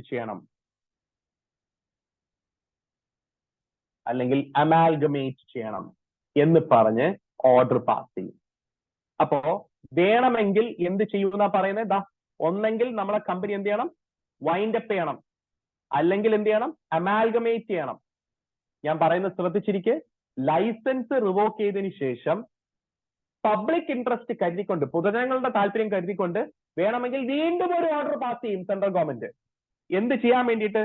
ഒന്നെങ്കിൽ നിങ്ങൾ ഓർഡർ, അല്ലെങ്കിൽ നിങ്ങൾ അമാൽഗമേറ്റ് ചെയ്യണം. ചോദ്യം എന്ന് വെച്ചാൽ അമാൽഗമേറ്റ് എന്ന് പറഞ്ഞാൽ എന്താ? വൈൻഡപ്പ് അറിയാൻ നിങ്ങൾക്ക് അടച്ചുപൂട്ടുക. അമാൽഗമേറ്റ് എന്ന് പറഞ്ഞാൽ ലയിച്ചു കയറുക. വേറൊരു കമ്പനിയുമായിട്ട് നിങ്ങൾ ലയിച്ചു കയറുക. ഫോർ എക്സാമ്പിൾ വോഡഫോണും ഉണ്ടായിരുന്നു, ഐഡിയ ഉണ്ടായിരുന്നു. അവര് ഒരുമിച്ച് ലയിച്ചു കയറി വോഡഫോൺ ഐഡിയ ആയി. അതേപോലെ നമ്മളുടെ ഹൈ എഡ്യൂക്കേഷൻ ഫൗണ്ടേഷൻ എന്ന് പറയുന്ന പണ്ടുണ്ടായിരുന്ന സെക്ഷൻ 8 ലൈസൻസിൽ ഉണ്ടായിരുന്ന ആ ഒരു കമ്പനി ഇല്ലേ, നമ്മളെ ബിസിനസ് ഒരു രീതി ബിസിനസ് അല്ല, ഒബ്ജക്ട് എന്തായിരുന്നു? എഡ്യൂക്കേഷൻ ആയിരുന്നു അല്ലേ? അപ്പൊ നമ്മളൊരു സ്കൂളായിട്ടൊക്കെ നടത്തിക്കൊണ്ടിരിക്കുകയായിരുന്നു. എന്നിട്ട് അതിന്റെ പുറകെ ഇരുന്നുകൊണ്ട് നമ്മൾ എന്തോ ഫ്രോഡോ എന്താണ്ട കാണിച്ച് അങ്ങനെയാണ് ലൈസൻസ് പോയത്. ആണോ? നമ്മളുടെ കമ്പനിയുടെ അസറ്റ്സ് എന്ന് പറഞ്ഞാൽ എന്തൊക്കെയാ? ബിൽഡിംഗ് ഉണ്ടാവും, മറ്റേ ഡെസ്കും ടേബിളും ഒക്കെ ഉണ്ടാവും, പിള്ളേർക്കൊക്കെ ഇരിക്കാൻ പ്രൊജക്ടർ, ക്ലാസ് റൂംസ്, ഇതൊക്കെ ഉണ്ടാവും, ബിൽഡിംഗ് ഒക്കെ ഉണ്ടാവും. ആണോ? യെസ്. നമ്മളുടെ അസറ്റ് എല്ലാം എടുത്തിട്ട് വേറൊരു സെക്ഷൻ 8 കമ്പനിക്ക് കൊടുക്കാൻ പറയും. എന്നിട്ട് നമ്മളുടെ കമ്പനിയുടെ എല്ലാ സാധനങ്ങളും ആ section 8 company having similar object, അതായത് വേറൊരു സ്കൂൾ ഉണ്ട് കേട്ടോ, ആ സ്കൂളിന്റെ പേര് ഗുഡ് എഡ്യൂക്കേഷൻ ഫൗണ്ടേഷൻ എന്നാണ്. ആ സ്കൂൾ ഒരു സെക്ഷൻ 8 കമ്പനിയാണ്. അവർ വൃത്തിയായിട്ട് സ്കൂൾ നടത്തുന്നുണ്ട് കേട്ടോ. നമ്മളും സ്കൂൾ നടത്തിക്കൊണ്ടിരിക്കുകയായിരുന്നു, സെക്ഷൻ 8 ലൈസൻസ് ഒക്കെ എടുത്തു. പക്ഷെ നമ്മൾ കള്ളത്തരം കാണിച്ചു. അപ്പൊ ഗവൺമെന്റ് എന്ത് ചെയ്തു? ലൈസൻസ് റിവോക്ക് ചെയ്തു. ലൈസൻസ് റിവോക്ക് ചെയ്തതിനു ശേഷം വീണ്ടും ഒരു ഓർഡർ ഇട്ടു. എന്ത്? അമാൽഗമേറ്റ് ചെയ്യാൻ. ആരുമായിട്ട് അമാൽഗമേറ്റ് ചെയ്യണമെന്നറിയോ? ഈ ഗുഡ് എഡ്യൂക്കേഷൻ ഫൗണ്ടേഷനുമായിട്ട് അമാൽഗമേറ്റ് ചെയ്യാൻ. അപ്പൊ നമ്മളുടെ കമ്പനിയിലുള്ള എല്ലാ അസറ്റും എല്ലാ സാധനങ്ങളും ആർക്ക് കൊടുക്കാൻ ഗവൺമെന്റ് ഓർഡർ ഇട്ട്? Another section 8 company having similar objects. അവര് വൃത്തിയായിട്ട് നടത്തിക്കോട്ടെ, നമ്മളുടെ ഡെസ്കും ബെഞ്ചും എല്ലാം ഉപയോഗിച്ചുകൊണ്ട് കാര്യം അവർ വൃത്തിയായിട്ട് എല്ലാം ചെയ്യുന്നു. അപ്പൊ അവർക്ക് ഈ സാധനങ്ങൾ കൂടെ കിട്ടിയാൽ അവർക്ക് ഇച്ചിരി കൂടെ വൃത്തിയായിട്ട് ചെയ്യാം. നമ്മൾ കളത്തരം കാണിച്ചു, ഇറങ്ങണവളിയില് എന്നാണ് ആര് പറയുന്നത്? Central government. മനസ്സിലായോ? അപ്പൊ സെൻട്രൽ ഗവൺമെന്റ് ഒരു തവണ ലൈസൻസ് റിവോക്ക് ചെയ്താൽ വേണമെങ്കിൽ പൊതുജനങ്ങളുടെ താല്പര്യം കണക്കിലാക്കിക്കൊണ്ട് സെൻട്രൽ ഗവൺമെന്റ് എന്ത് ചെയ്യാം? ഒന്നെങ്കിൽ വൈൻഡ് അപ്പ് ചെയ്യാനുള്ള ഓർഡർ പാസ് ചെയ്യാം, അല്ലെങ്കിൽ amalgamate with another section 8 company having similar objects. എല്ലാവർക്കും പറഞ്ഞു കിട്ടിയോ? വൈൻഡ് അപ്പ് ചെയ്യാനുള്ള ഓർഡർ പാസ് ചെയ്താലേ നമ്മൾ എന്താണെന്ന് അറിയോ? നമ്മളെ കമ്പനിയുടെ അസറ്റ്സ് എല്ലാം ഓരോന്നെടുത്ത് വിൽക്കണം, വിറ്റ് കാശാക്കണം. വിറ്റ് കാശാക്കിയിട്ട് ലയബിലിറ്റീസ് ഓരോന്ന് കൊടുത്തു വിടണം. ലയബിലിറ്റീസ് എല്ലാം കൊടുത്തു വിട്ടിട്ട് ചിലപ്പം പൈസ ബാക്കിയുണ്ടെങ്കിൽ അത് എന്താണെന്ന് ഞാൻ പറഞ്ഞേ? പ്രോഫിറ്റാ. എന്നാൽ ചോദ്യം ഇതാണ്, ഈ പ്രോഫിറ്റ് മെമ്പേഴ്സിന് വീട്ടിൽ കൊണ്ടുപോകാൻ പറ്റുമോ? ഈ പ്രോഫിറ്റും വീട്ടിൽ കൊണ്ടുപോകാൻ പറ്റത്തില്ല. ഇത് IEPF എന്ന് പറയുന്ന ഒരു ഫണ്ടിലോട്ട് ഡെപ്പോസിറ്റ് ആണ്. ഈ IEPF എന്താണെന്ന് ഞാൻ പിന്നീട് എപ്പോഴെങ്കിലും പറഞ്ഞുതരാം. അത് സെക്ഷൻ 125 ഒക്കെ അത് എത്തുമ്പോൾ പറഞ്ഞുതരാം. ഓക്കെ. നമുക്ക് സെലക്ട് ചെയ്യാൻ പറ്റത്തില്ല ഏത് സെക്ഷൻ 8 കമ്പനിയിലോട്ട് അമാൽഗമേറ്റ് ചെയ്യുന്നത്. നമുക്ക് സെലക്ട് ചെയ്യാൻ പറ്റില്ല. യൂഷ്വലി അത് സെൻട്രൽ ഗവൺമെന്റ് ഓർഡറിലൊക്കെ പാസ് ചെയ്യുന്നത്. അത് അങ്ങനെ ഒരു ഓർഡർ പാസ് ചെയ്തിട്ടില്ലെന്നാണ് എന്റെ വിശ്വാസം. അങ്ങനെയൊന്നും നടക്കത്തില്ല. കാര്യം ജെന്യൂൻ ആയിട്ടുള്ള സെക്ഷൻ 8 കമ്പനീസേ ഉള്ളൂ. അങ്ങനെ ഡിസോണസ്റ്റ് ആയിട്ടുള്ളതൊന്നും ഇല്ല. അതുപോലെ ഇത് ഈ സംഭവങ്ങളൊക്കെ ഇല്ലേ ഞാൻ ഈ പറഞ്ഞത്, ഇത് പടപടയിൽ നടക്കത്തില്ല. ഇത് കേസാവും. ഞാൻ പറഞ്ഞു മനസ്സിലായോ? NCLT-യിലൊക്കെ പോകും. NCLT അവിടെ അപ്പീലിനൊക്കെ പോകും. ഓർഡറിന്റെ അഗേൻസ്റ്റ് നമുക്ക് അപ്പീലൊക്കെ ചെയ്യാം. അപ്പൊ ഇതൊന്നൊക്കെ നടക്കുന്നത് പ്രാക്ടിക്കലി അങ്ങനെ നടന്നിട്ടില്ലാതായിട്ട് എനിക്ക് അറിവില്ല. മനസ്സിലായോ? യെസ്, നടക്കത്തില്ല. അങ്ങനെ നടക്കത്തില്ല. കാര്യം വലിയ ആൾക്കാരായിരിക്കും ഇതുപോലെ സെക്ഷൻ 8 കമ്പനി സ്റ്റാർട്ട് ചെയ്യുന്നത്. എന്ന് വെച്ചാൽ ഈ രത്തൻ ടാറ്റയൊക്കെ ഇല്ലേ, അവർക്കൊക്കെയാണ് ഈ അസീം പ്രേംജി ഉണ്ട് വിപ്രോയുടെ, അദ്ദേഹത്തിനൊക്കെ ഇതുപോലത്തെ ചില ഫൗണ്ടേഷൻസ് ഉണ്ട്. എല്ലാവർക്കും ഞാൻ പറഞ്ഞത് പിടിക്കുക. ഇതൊന്ന് നോക്കിക്കേ. Where a license is revoked and the central government is satisfied that it is essential in the public interest, then after giving reasonable opportunity of being heard, അതായത് വീണ്ടും അവർക്ക് അവസരം കൊടുക്കും അവരുടെ നയം വ്യക്തമാക്കാൻ. എന്നിട്ട് എന്ത് ഓർഡർ ഇടും? Order it may by order it may direct that. ഇത് നമ്പർ 1. ഇത് നമ്പർ 2. എന്ത് ഓർഡർ ഇടും? Company be wound up under this act excess assets എന്ന് വെച്ചാൽ എന്താ? ലയബിലിറ്റീസ് കൊടുത്തു തീർത്തിട്ടും ഉള്ള പൈസ on winding up or dissolution after the satisfaction of its debts and liabilities may be transferred to മറ്റേ IEPF എന്നൊക്കെ പറഞ്ഞ് എഴുതിയിരിക്കുന്നുണ്ടോ? ഇൻസോൾവൻസി ആൻഡ് ബാങ്ക്രപ്സി ഫണ്ട് ഉണ്ട്, IEPF ഉണ്ട്, പിന്നെ another company registered under this section having similar objects. അപ്പൊ വേണമെങ്കിൽ എന്ത് ചെയ്യാം? ആ പൈസ വേറൊരു സെക്ഷൻ 8 കമ്പനിക്കും കൊടുക്കാം. അല്ലെങ്കിൽ എന്ത് ഓർഡർ ഇടാം? കമ്പനി ബി അമാൽഗമേറ്റഡ് വിത്ത്, ഇതൊക്കെ ഡീറ്റെയിൽ ആയിട്ട് പിന്നെ പറഞ്ഞുതരാം. ഈ ഇൻസോൾവൻസി ബാങ്ക്രപ്സി ഫണ്ട് എന്തൊക്കെയാക്കി പിന്നീട് പറഞ്ഞുതരാം. Company be amalgamated with another company registered under this section having similar objects. ബാക്കിയുള്ളത് വായിക്കണ്ടേ? അത് ഞാൻ പിന്നെ പറഞ്ഞുതരാം. ഇതൊന്നും വായിക്കണ്ട കേട്ടോ, അത് പിന്നെ പറഞ്ഞുതരാം. എല്ലാവർക്കും ഇതും മനസ്സിലായോ? ലൈസൻസ് കൊടുക്കുന്നതും റിവോക്ക് ആവുന്നതും മനസ്സിലായോ? ഇതാണ് ബേസിക്കലി ഇതിനകത്തുള്ള ഇമ്പോർട്ടന്റ്. ബാക്കിയുള്ളത് പ്രൊസീജിയറാണ്. എങ്ങനെ ആ ലൈസൻസ് നമ്മൾ നേടിയെടുക്കും, അതിന്റെ പ്രൊസീജിയറാണ് ഈ പറയുന്നത്. ഈ പ്രൊസീജിയർ പഠിക്കണേ, കാര്യം ഇപ്രാവശ്യം പ്രൊസീജിയർ ഒക്കെ ഉണ്ട്, നല്ല ഡീറ്റെയിൽ ആയിട്ടാണ് പ്രൊസീജിയർ കൊടുത്തിട്ടുള്ളത്. ഓക്കെ, ഞാൻ ആ പ്രൊസീജിയർ ഡീറ്റെയിൽ ആയിട്ട് പിന്നെ പറഞ്ഞുതരാം. എല്ലാവർക്കും ഇതുവരെ പറഞ്ഞ് മനസ്സിലായ സെക്ഷൻ 8? യെസ്. അങ്ങനെയാണെങ്കിൽ ഡിഫറെന്റ് ടൈപ്സ് ഓഫ് കമ്പനീസിൽ നിങ്ങൾ ഏതൊക്കെ പഠിച്ചു കഴിഞ്ഞു?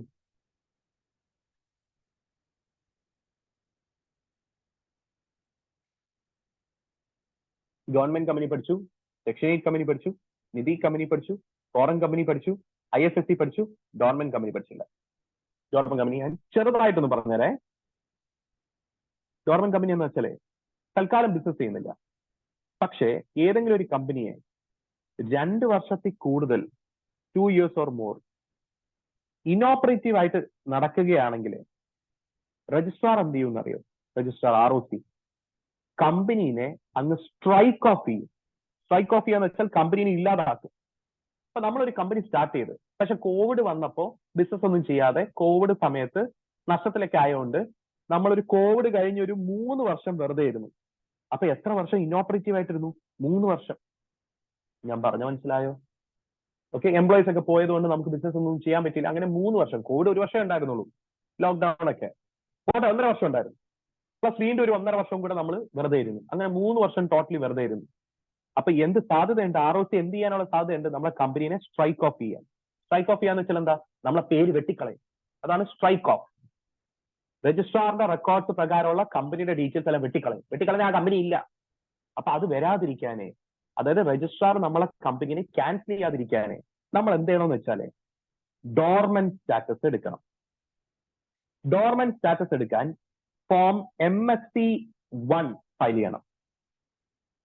ഫയൽ ചെയ്ത് ഡോർമെന്റ് സ്റ്റാറ്റസിന് അപ്ലൈ ചെയ്യണം രജിസ്ട്രാറിനോട്.